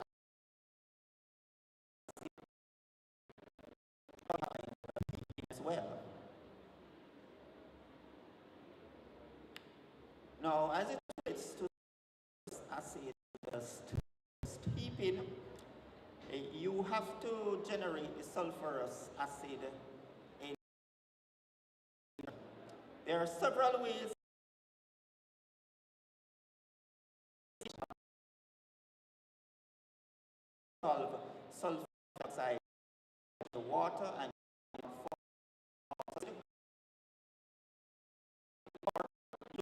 bisulfite or metal bisulfite. When these substances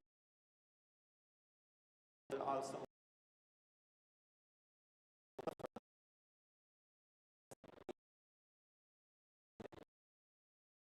use of for example, like the sodium hydroxide, potassium hydroxide, so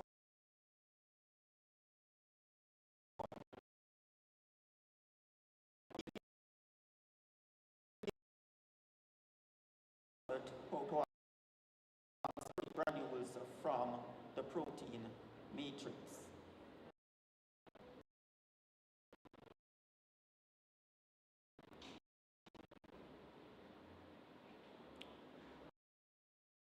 This slide here now is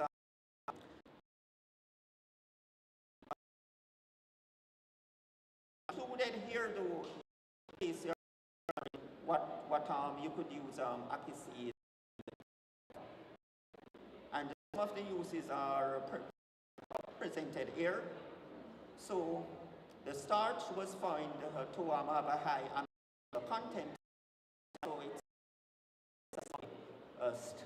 starch. Now that makes it suitable for use as a retrograded resistant essentially a source of dietary fiber, so you can fortify foods with starch, and it make the food more palatable rather than using traditional. It could also use in starch-based bioplastics and so on. Swelling is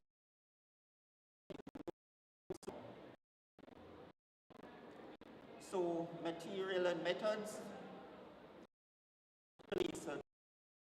of the starch.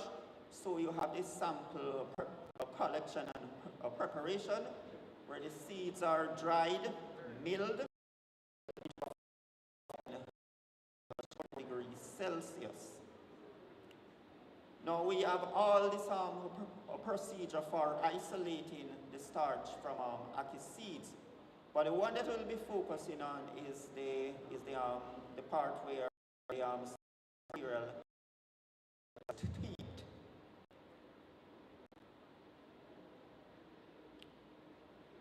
So there were some initial problems with the starch isolation. There was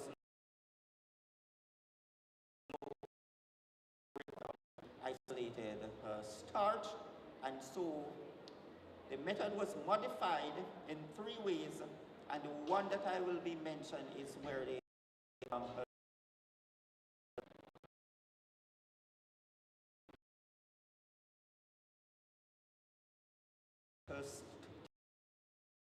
sodium hydroxide and sodium bisulfite, the temperature, time,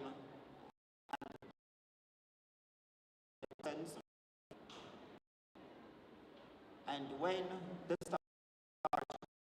starch recovery was calculated, and the color of the starch that was done objectively, meaning that we use an instrument and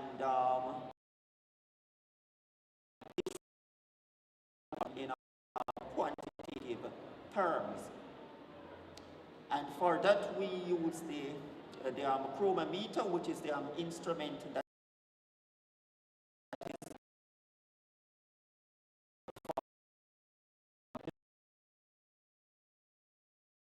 starch was calculated. Here we use commercial potato starch. And what that does is that it allows us to isolated with a commercial starch, which is the potato starch.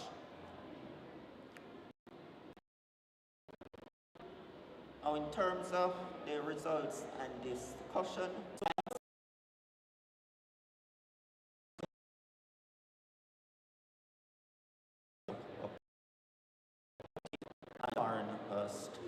starches. Now, here I present some results for steeping. Now, these are based on the starch recovery as well as the color difference. I'll first explain the starch recovery. Vary the concentration of sodium bisulfite solution. There was no increase in the starch recovery.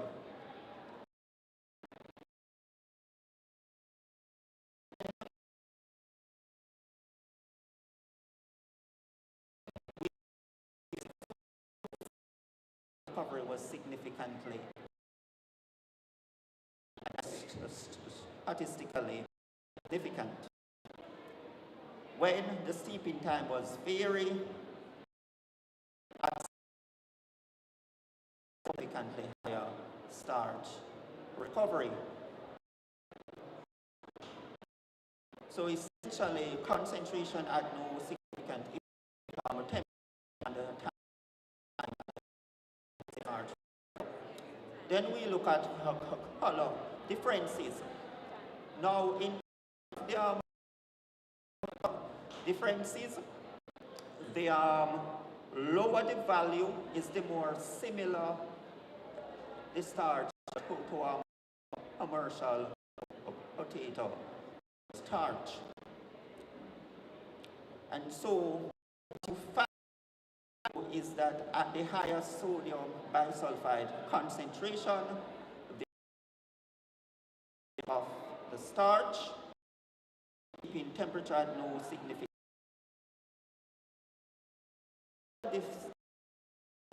The condition for the bisulfite was 0.5%, 40 degrees Celsius.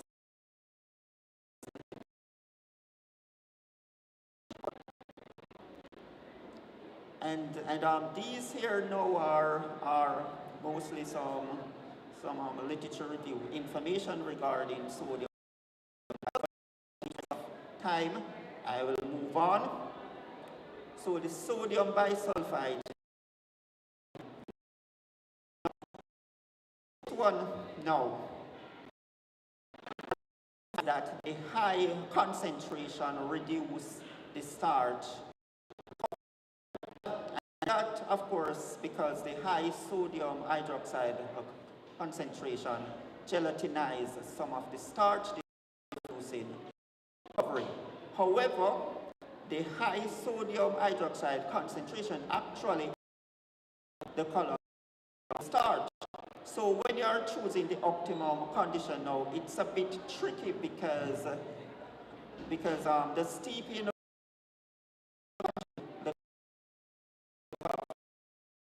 reduce its recovery.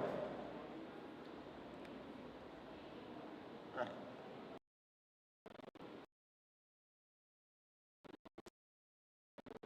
So I'll mention these here already. So essentially, you should find out reduction in the recovery. That can be done by using a lower temperature for your steeping time. So this slide essentially mentions the effect of that and how you reduce the starch recovery. Especially for the bisulfite steeping, increase starch recovery by sodium hydroxide. The higher sodium hydroxide concentration improve the color of the starch, but reduce its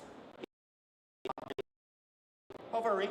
So to sort of minimize the reduction in the starch recovery, you can use a low in and a short time. All right, so essentially that is it for me.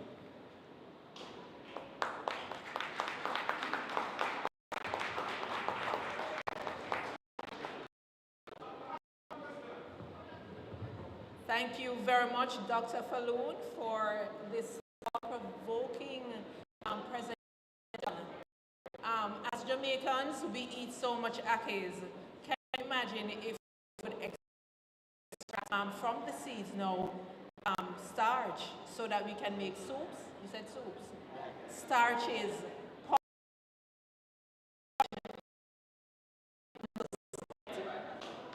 We will now open the floor for questions. One question there. Is there any question at this time?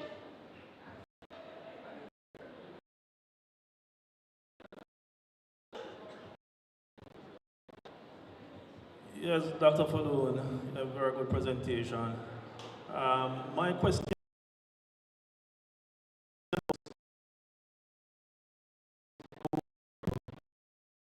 is Jamaica. We have the colloquially referred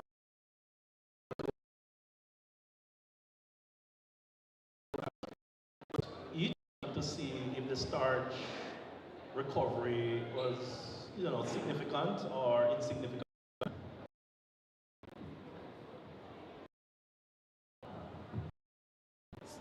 So I did not separate them in terms of the botanical. What I did was factories produce, I would collect them and use them in my research. So there was no separation in terms of varieties.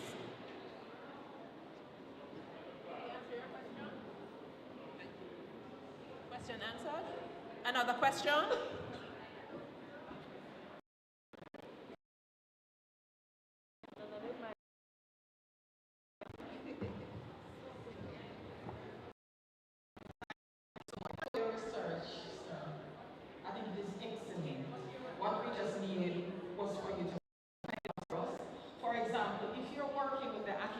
We're talking net zero living. That's just in there.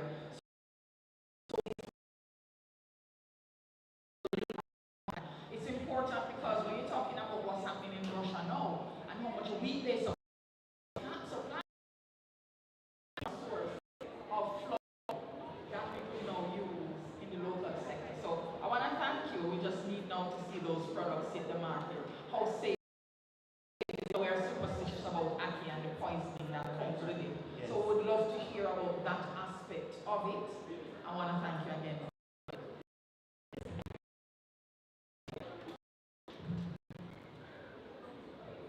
No other question?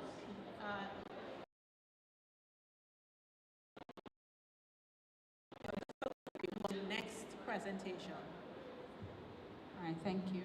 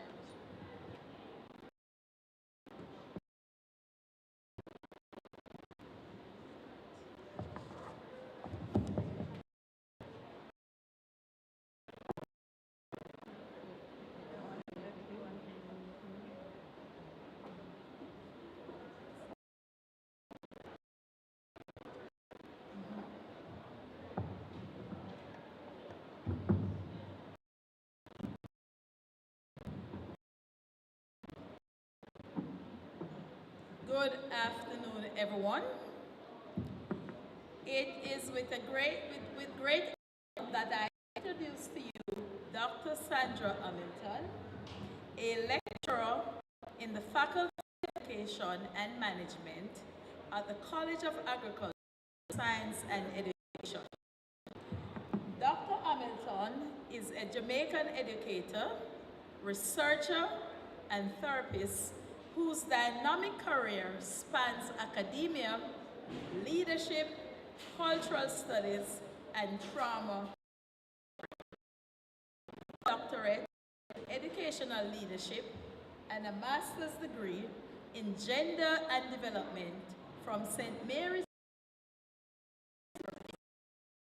Over the years, Dr. Hamilton has held several senior positions across the Caribbean and the United States, serving as Vice President of Graduate Studies at the Catholic College and University of Minnesota, and as of the Islands. In her role as a transformational therapist, she empowers people from trauma and reclaim their inner strength. Her scholarly work explores topics including and leadership. In recognition and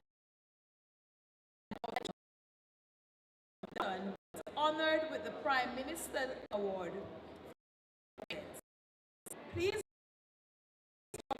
welcome in Dr. Sandra Hamilton as she presents her research titled Embodied Heritage, Integrating African Cultural Cross-Disciplinary Education, Information, Colonization Learning. Dr.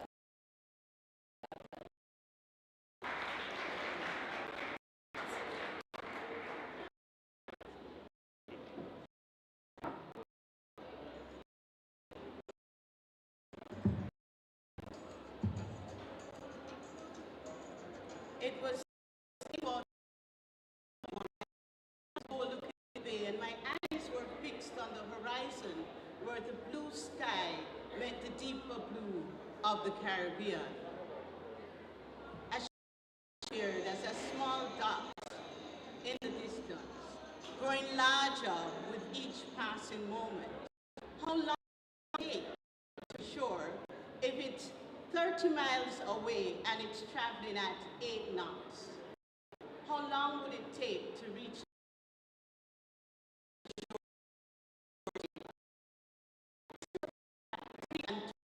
minutes?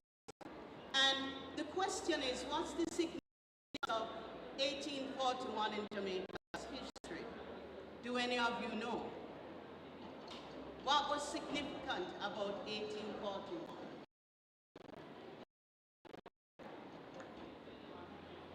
Jamaica's cultural landscape is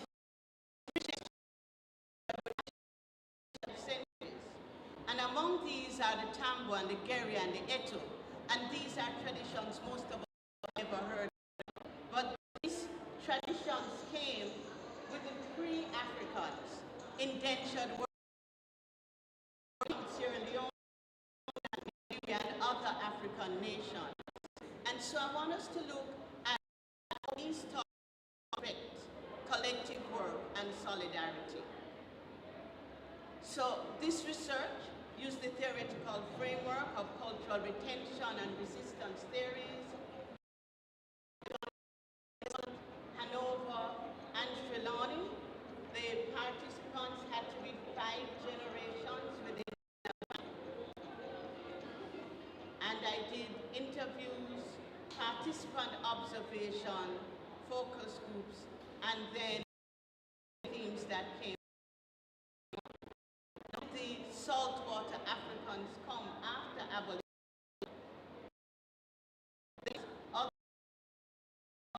We still needed people to work in the fields. And so the British went to Africa and tempted people to come to us. And they promised of money. So if you came, you would be well paid. Now we look at that problem when we look at today.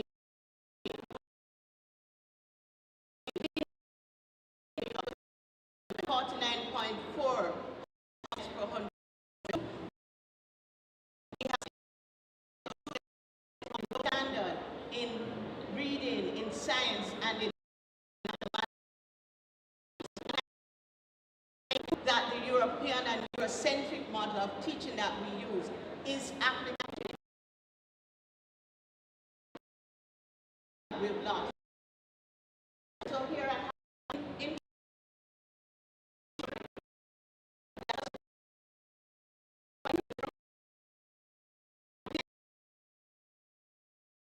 are going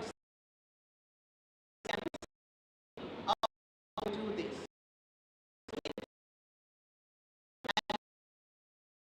Quickly they heard the song, and we confirmed that by using a tape measure. So I want us to understand. So.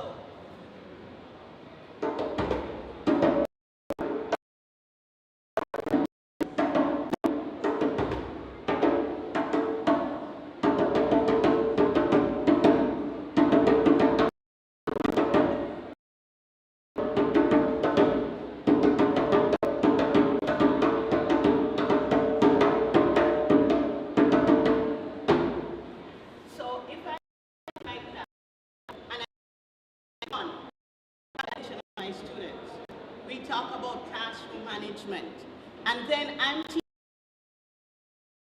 rhythms.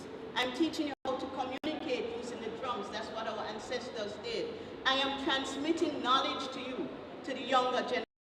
And I ask you, where is Sierra Leone? How does that relate to us in Jamaica? I ask you about GPS because that's what the drumming was. I ask you about DNA because the Tamil people tell me that they had DNA locked tight before the Europeans even had a clue what that was. And so drumming music is about pattern and sequence. This week is about pattern and sequence. My question to you would be, how many sequences did I play? And so I begin to have you increase your critical thinking skills, your problem-solving skills, your concentration, being on task. And if you know the history of your country, how many of you know about the Second Maroon War?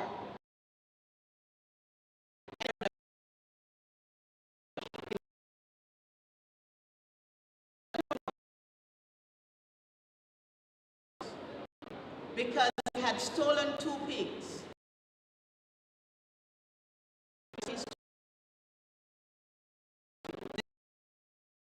You know, the British offered them a token. They said, let's meet. What happened is the Maroons over here in the east, the Maroon War started in the west, Montego Bay Trelawney side. The Maroons here had saltwater, made a rhythm. But because the people had settled and forgot their heritage, they did not understand the message. Those were captured by the British, put on a ship and deported from Jamaica. I use this and I can teach you Venn diagrams. I can teach you how things overlap. For the Eto, they are from Nigeria. They have a process called shawling that shows respect. And what the Eto do is they teach their to dance. They have a family dance. And when they do it well, then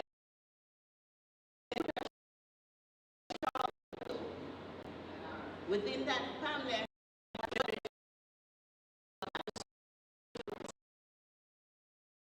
so I had several generations. And that's something we need. Can you imagine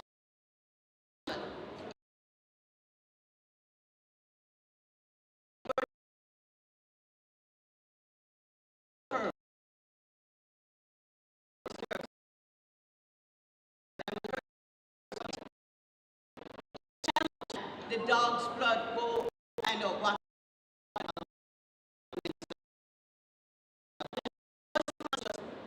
last week actually, and we're talking about Sidium.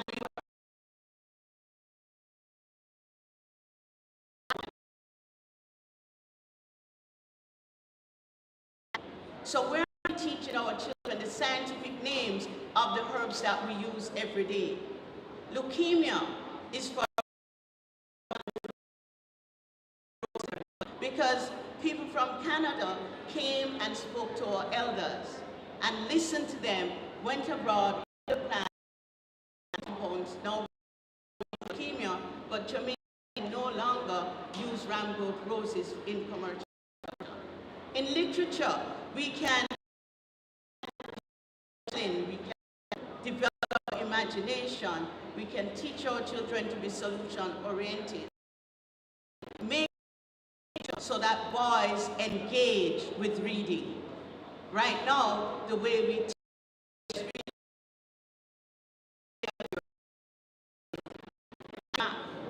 I can ask you questions about when they in Dalvin the East, they tell me. How was that communication done? I can give you 2 lines of longitude as you look at the different points where our history is located. In Gere, we talk about dancing between Longwood, which is in and I in the road a display they were putting on for me, nobody knew I was coming through. This was their everyday being. And I'm saying, we can be so interested in their history, and those children could tell me where they were from and tell me the history.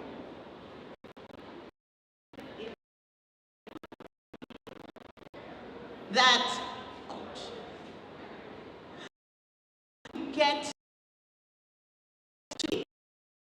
so as I listen to the voices of the elders, they tell that we own the knowledge. We own the knowledge. The knowledge, everything that comes from foreign no good. We also have sources of information.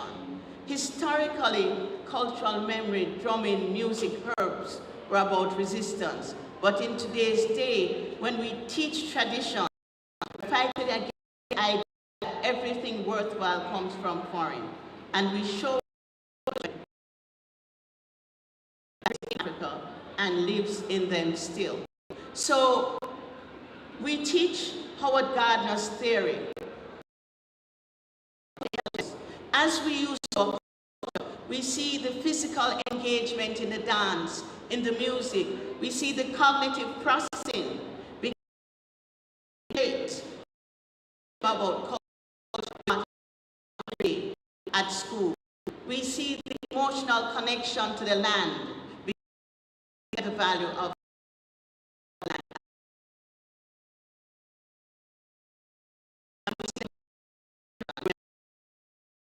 Connection, our neural pathways, and the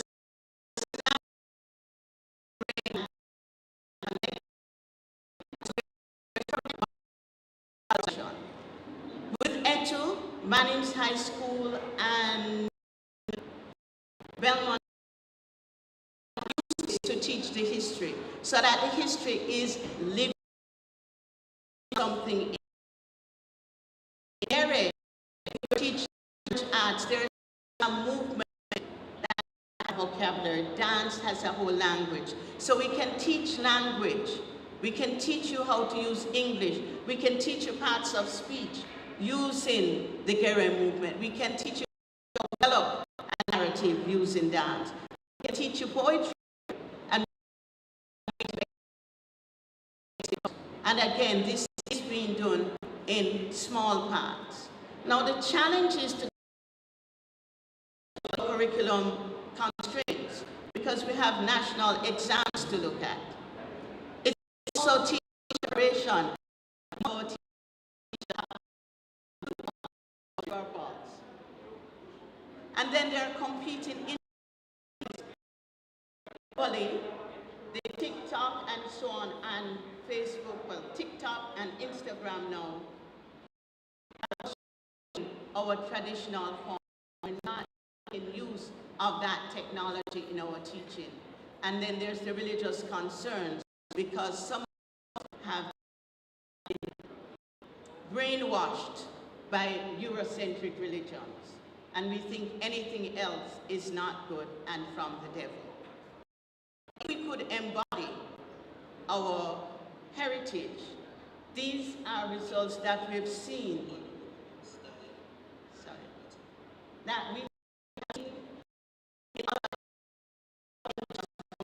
We've seen a 27% improvement in academic,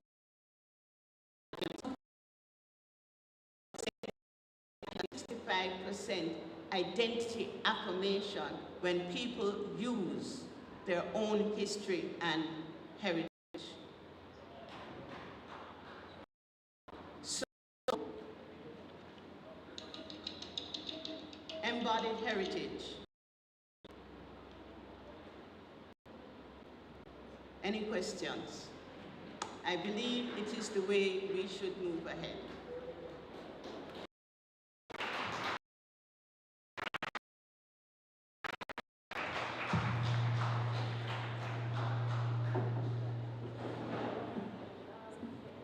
Thank you, Dr. Hamilton.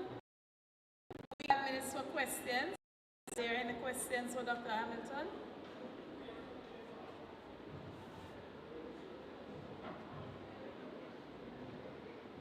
Nobody? All right, Dr. Hamilton, thank you very much. We have learned a lot, and you have highlighted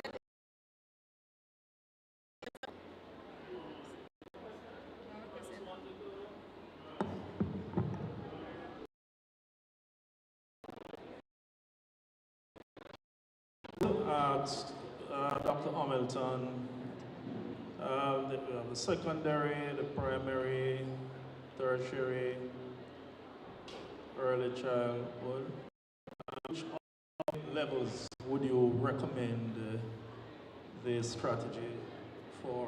Where you think it will be most effective? So the answer to that is I've used it in all. I've taught from primary to tertiary university. I use this when I teach my math. I do a call and response. My students, the program I ran, we had a 97% graduation rate within our first, every cohort, because I believe that JTA President is one of my graduates, for example.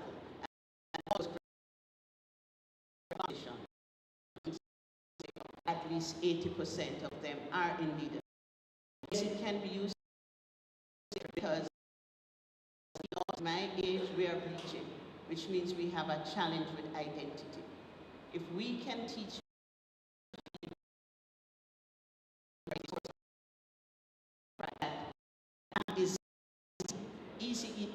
I started life as a math teacher. It's the easiest subject to logical.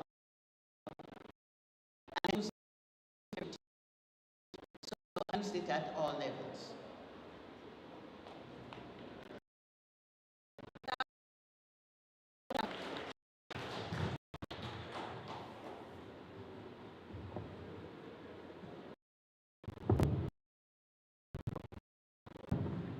Good afternoon, everyone. I was asked to, in the interest of time, to introduce sentences. This is Michelle Sherwood. Is an accomplished research specialist in the production and crop protection. She served the Ministry of Agriculture, Fisheries, and Mining with distinction. In her current role as a research specialist, project charged with the responsibility of revitalizing the industry through value chain enhancement, technical training, and deployment of science-based intervention. She has published over 50 technical pieces in peer-reviewed scholarly journals, and she also in the procurement of more than $50 million for scholarly research projects. Welcome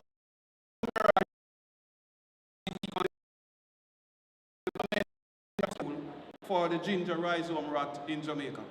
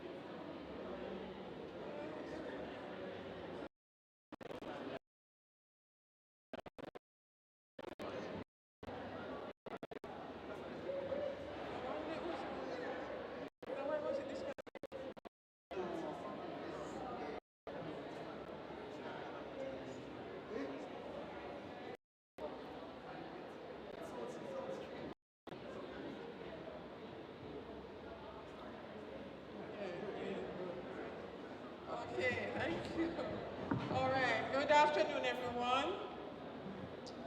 I am here to share with you the work that we have done within the Jamaica Spices Project. And the title is Development and Evaluation of a Diagnostic.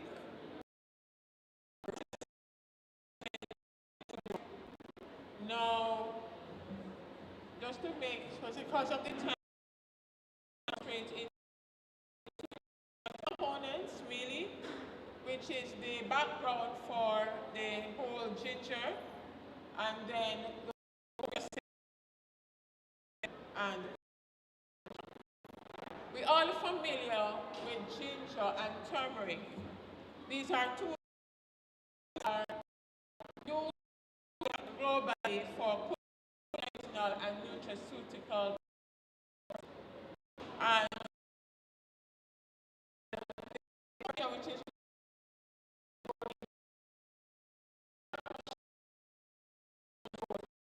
called agroforestry systems in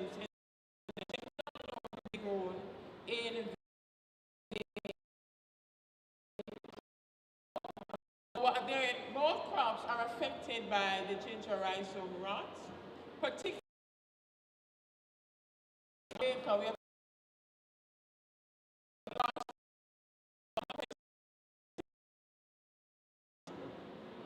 the right not as the historically the association that is occurring in the ginger rhizome rot by three main diseases, Fusarium, Ralstonia, and Pythium, has been detected and in some turmeric. The main culprits associated with this are nematodes. These are microorganisms that live within the soil, and there are three of them which has been found.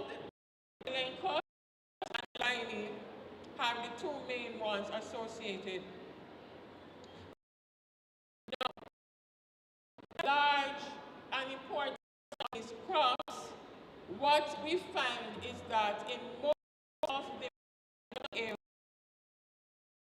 of ginger, despite the importance of this disease, what we're finding is that when you do testing in the there's not enough focus being done on a island-wide basis to test for the diseases, despite the fact that this is the main cause of the loss of the crop. And as a project, we are making a refocus that when we do, you also need to test the soil and the planting material for the disease as well. Yes, it is important to produce and want improving your nutrition, but there has to be a concerted effort nationally to make the testing of the soil and of the planting material of the process. So the project took a different approach which has not been done before, particularly for ginger, which has such a high value and such large and global importance. Now, the Jamaica Spices Project is a 5-year project with the objective of utilizing the spices sector nationally. The ginger rhizome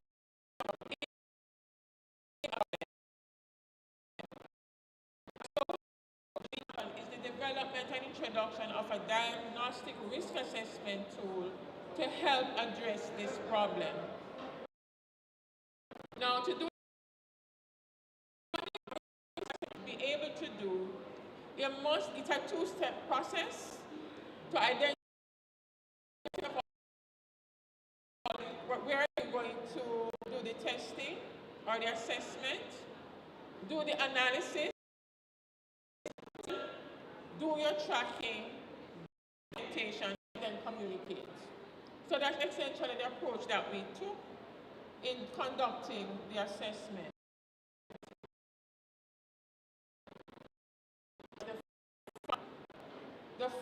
assessment component suggests that how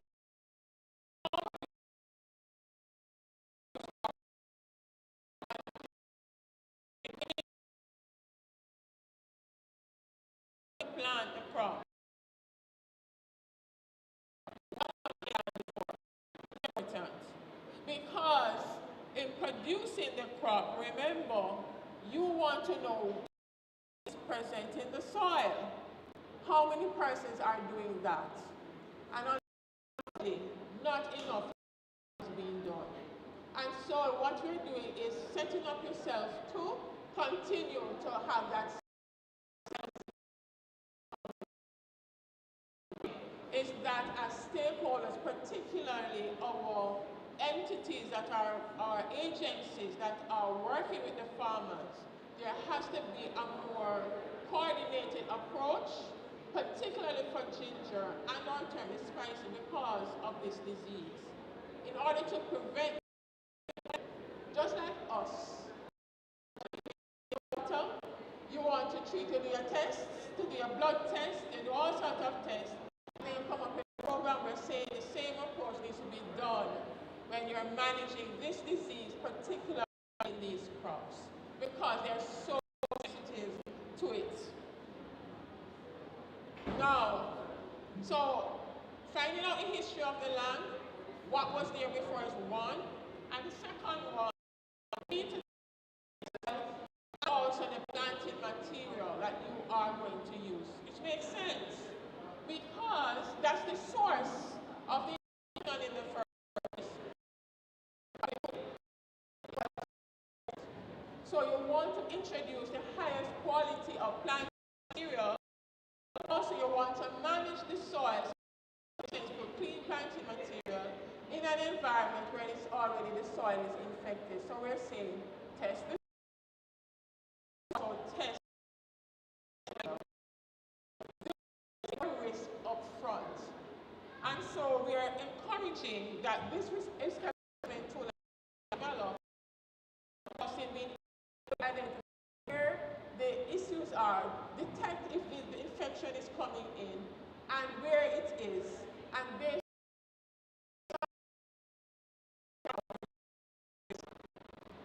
so in making the decision, are you at a low? What is the history of the field? What is the status of the planting material? What is the status of when those puts you ahead in being able to manage the disease?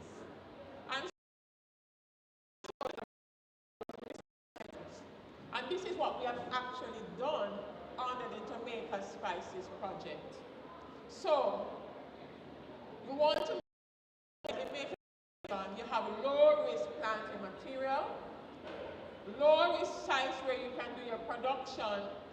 Also, what are some of the strategies that you put in place to further mitigate the loss?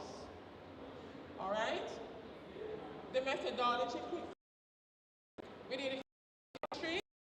Previous crop, was it in fire? What were the other crops grown? We collected data on the disease history. From that land before, or none, or was it occasional? What was the testing done on the planting material? Soil. And what we did also was to assign whether or not the risk was high, low, or medium. And we also did added together the scores, and based on that we got an overall score for each of the as a result, Land Management Division, Agricultural Land, they did the nutrition, and we also sent another site to the Plant Protection Lab. They did for nematodes and for plant pathology. And we have all those results along with the cropping history.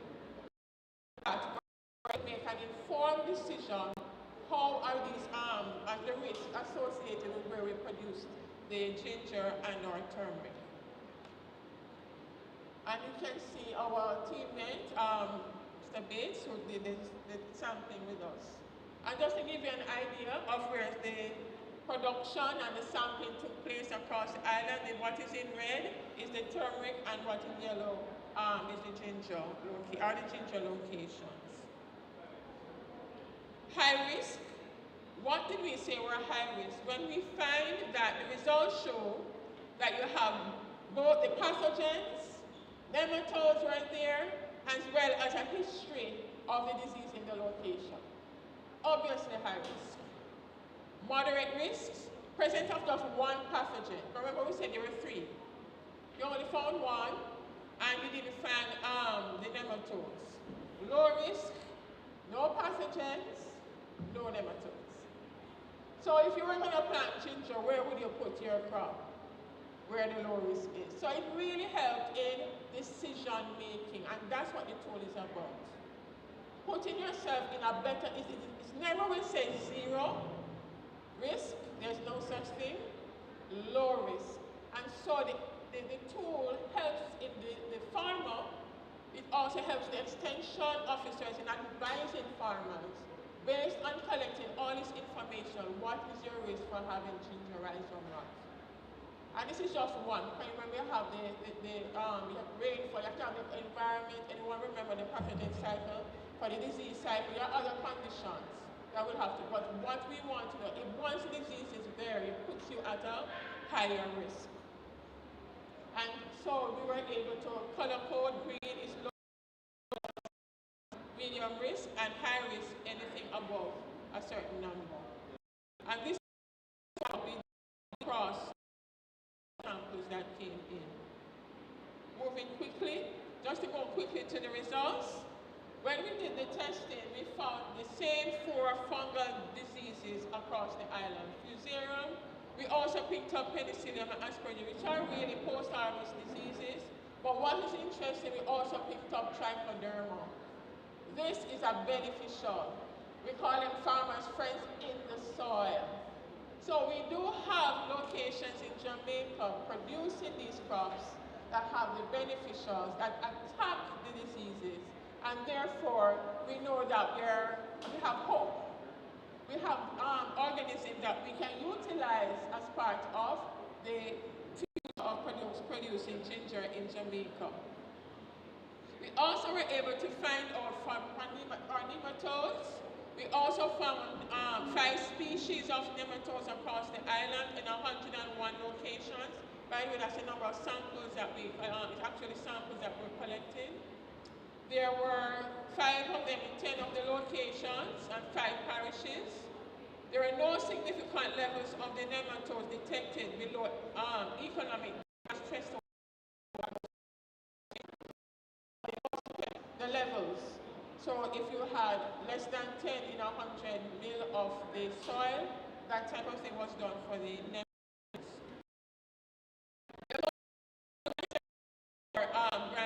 Location in Grants Bay and St. Anne.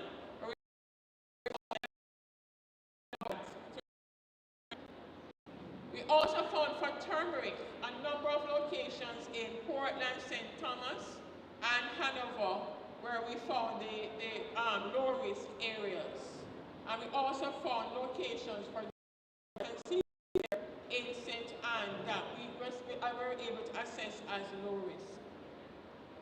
And also we found locations in St. Catherine as well as in St. Elizabeth that were designated as low risk. We also found modern locations in Port Hanover and also in St. Thomas. So what we're finding, what you planting ginger and turmeric don't have to be high risk.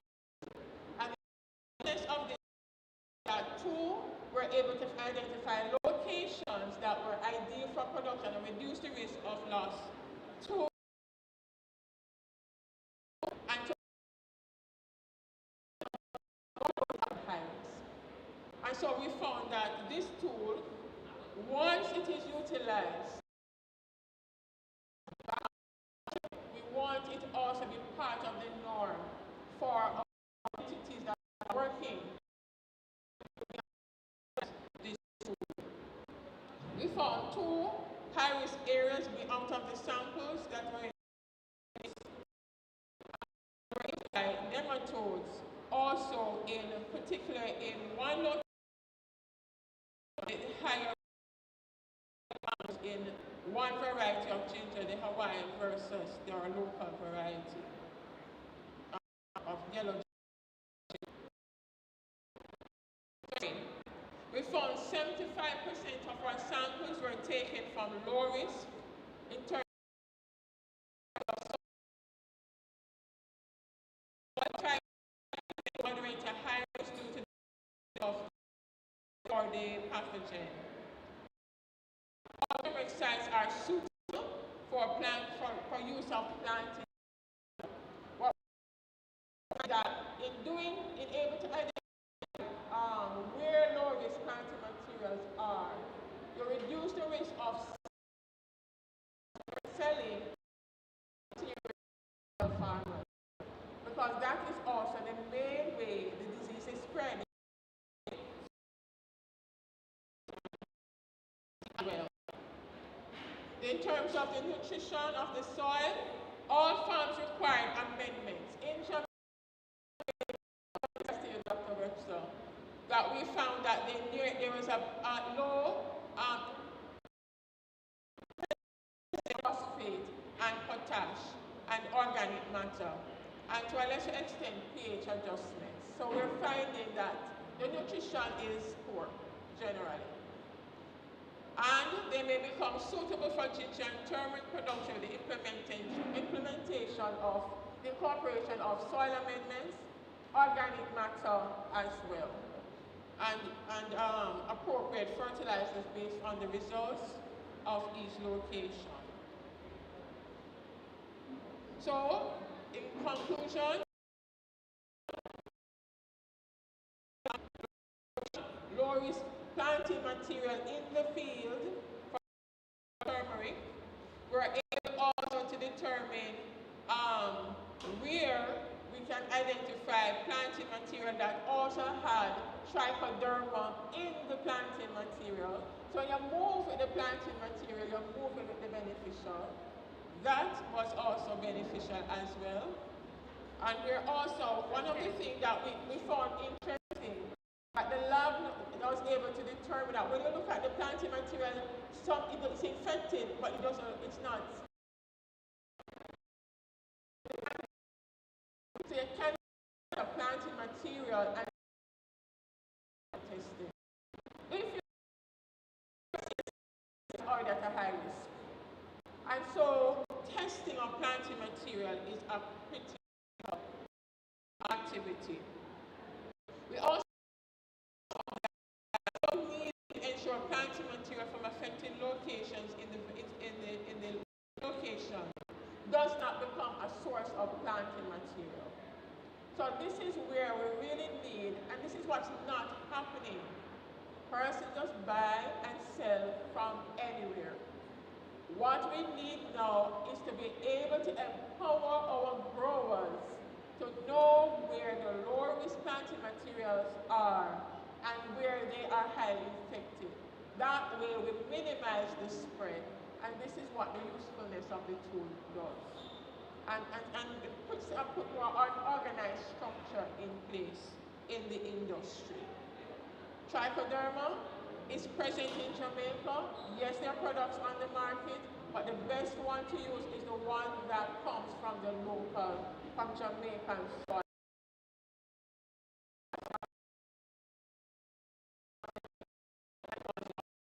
As well. There are a number of products on the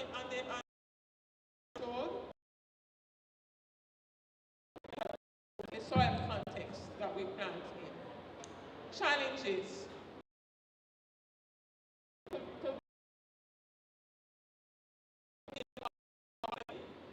We get results back in 2 weeks for nematodes. Plant for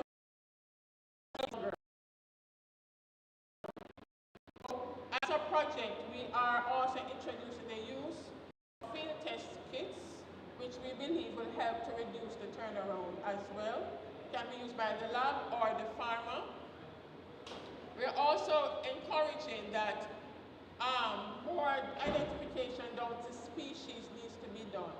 Because today they're doing it to genus. Okay? We found at least 6 tools, diagnostic tools, which are available on the market. I believe will help with the improvement in the turnaround time. Like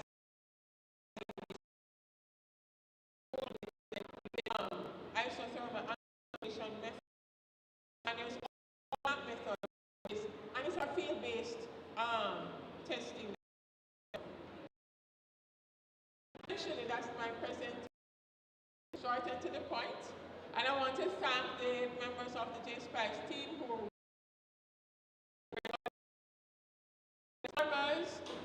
our land management division, research and development division for doing the soil testing and providing the results that was able to use ginger and turmeric in Jamaica. Thank you.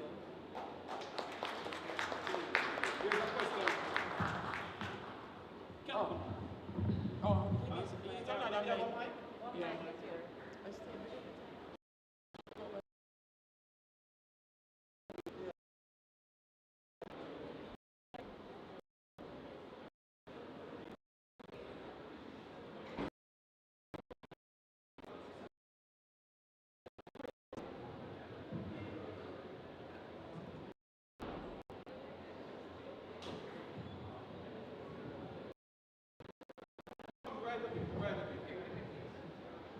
And if there are any other... Yes, thank you. Very good presentation. The more you speak is the more I got angry. Very angry. I'm a rich, small farmer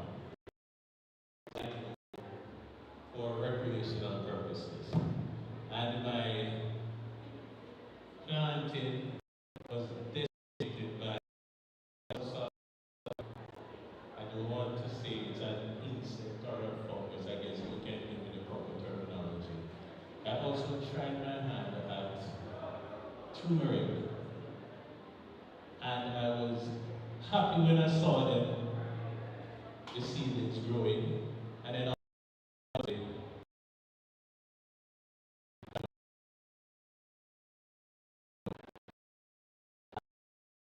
I tried my hand at sweet pepper. The sweet pepper came up nicely, seedlings. And then all of a sudden, once they started to bear, they started to have some withering effect. I'm saying, but what is happening? So, I love farming because I use it as therapy. But I'm saying, why is it that RADA doesn't have some testing equipment that they can give to us as farmers, or to go and test the soil to determine what is in it and to determine what we can use. We don't have close by that we can test the product as you recommend before.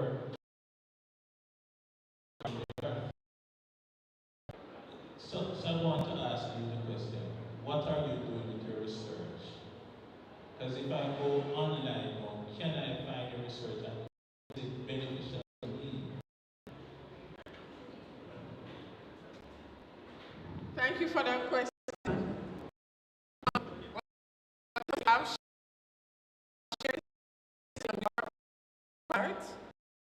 It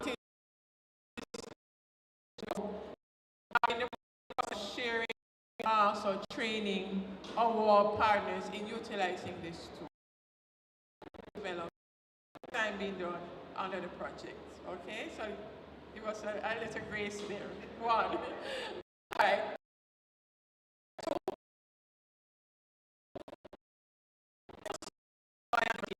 Services are very technical things, so it's not. However, services are provided by the two labs that we just mentioned, and RADA has a close relationship with these labs. And to you Well, I know, and it's not expensive actually. The cost to do is not expensive. The cost to do, and advertise for them, they're here actually outside in the tent. The cost to do one sample of cheap. If you go LMD, and I can be corrected, it's not.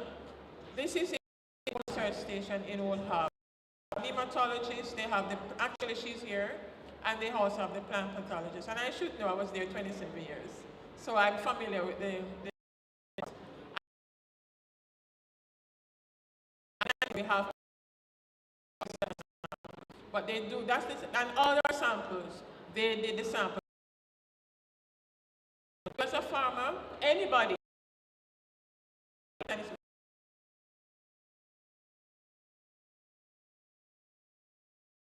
so on. You know. All right. So,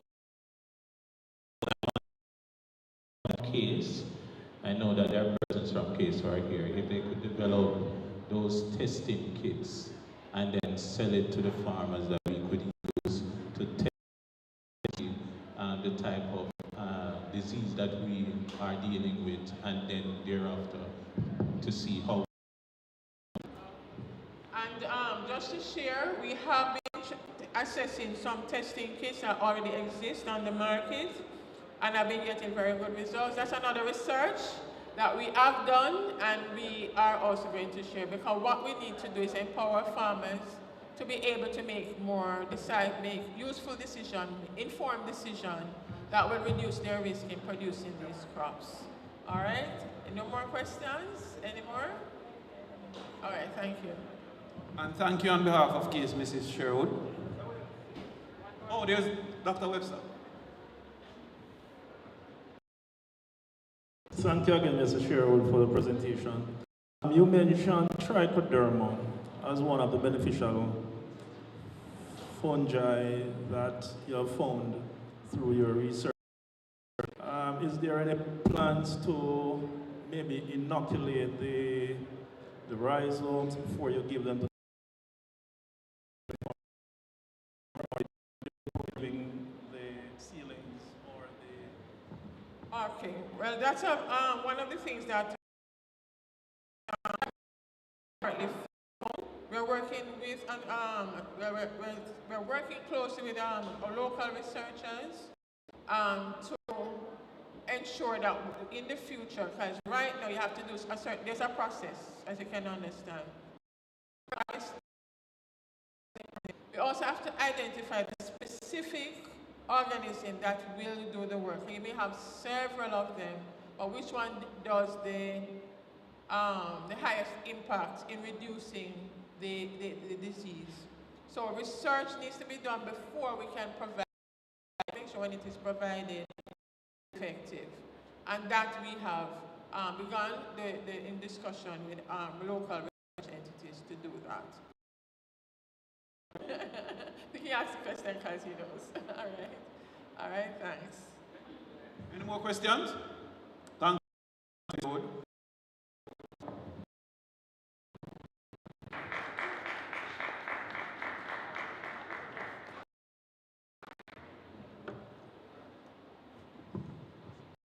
Pleasant afternoon.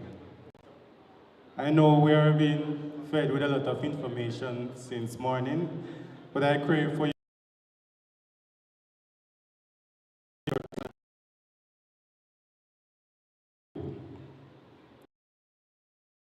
It is an honor and a pleasure to introduce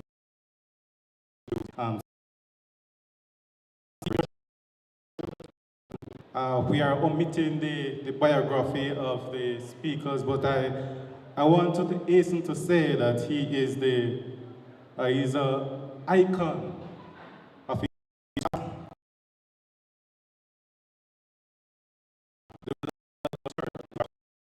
the work, right?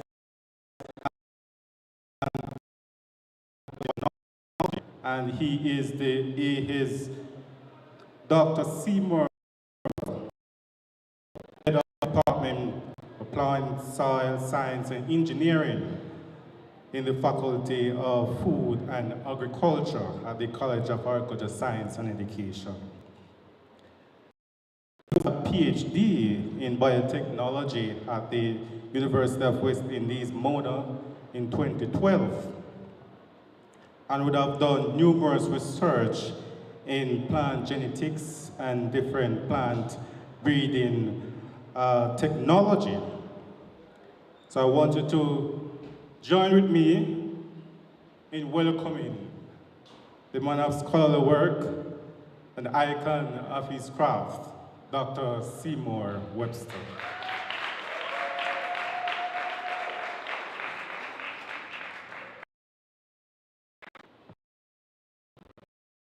Mr. Royal, you have been very kind. So, when days play, I would like to consider myself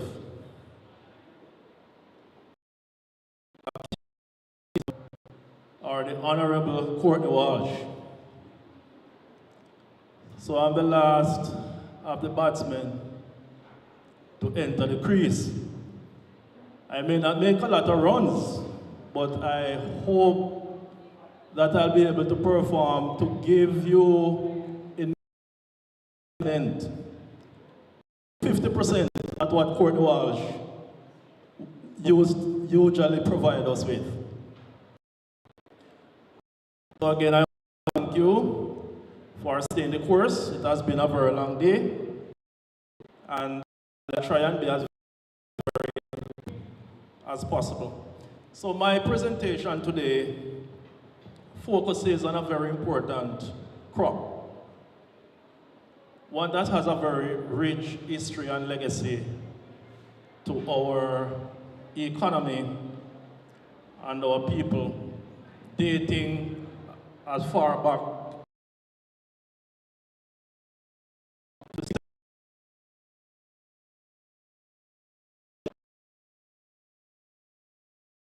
a lot of knowledge and research skills in this area. And as a result of that, our production has plummeted to today's production output against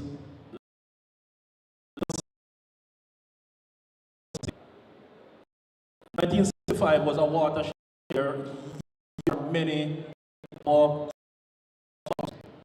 where some of the highest outputs would have been achieved far back in 1965. So what is our problem today? So we want to examine some of those issues that is probably impacting negatively on the cocoa sector value chain. So I have a title here which I intend to identify some of the challenges by looking at the genetic ancestry and the variability .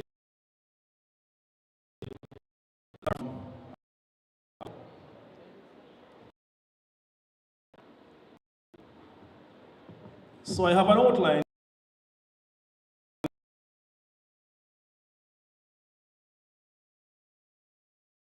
to look at. I look at some of the problems, objectives connected to a conceptual framework, and then I will move to the presentation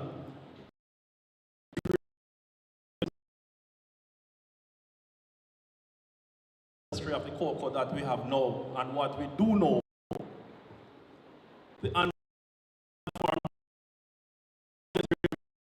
We'll also look at the importance. Quickly is to share some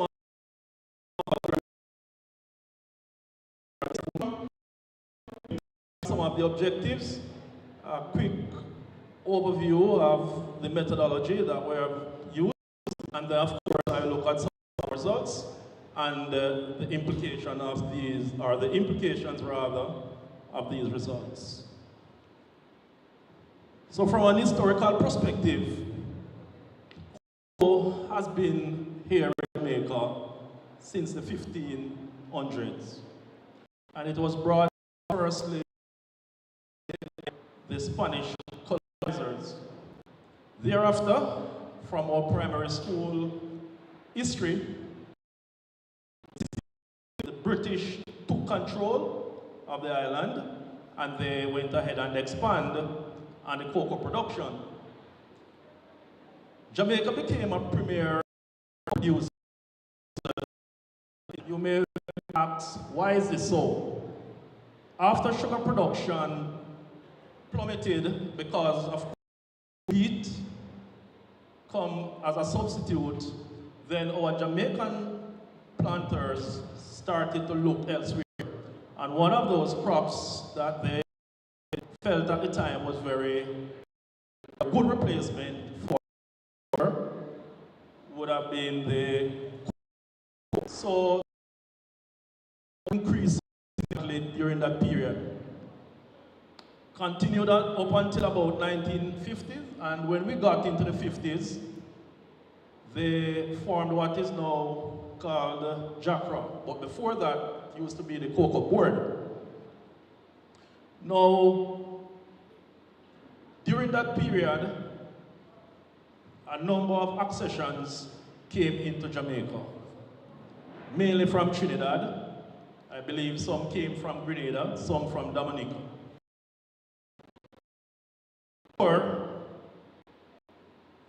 The feeling is that what we had at the time was a type of cocoa that is referred to as Criollo.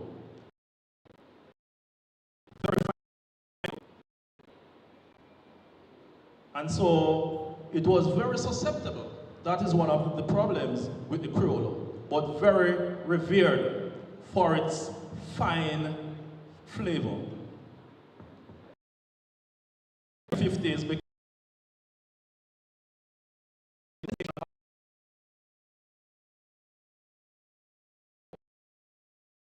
that they had a significant reduction in the Criollo. And I may talk a little about what they did during that time and why we were not able to get material from them. Because agriculture, professor of botany, he went to the Amazon region and he brought, and there's a very interesting story about that. And I'll talk a little about it when I get there. But before I get to the problem statement, I just want to set a backdrop as to why the cocoa is so important to us.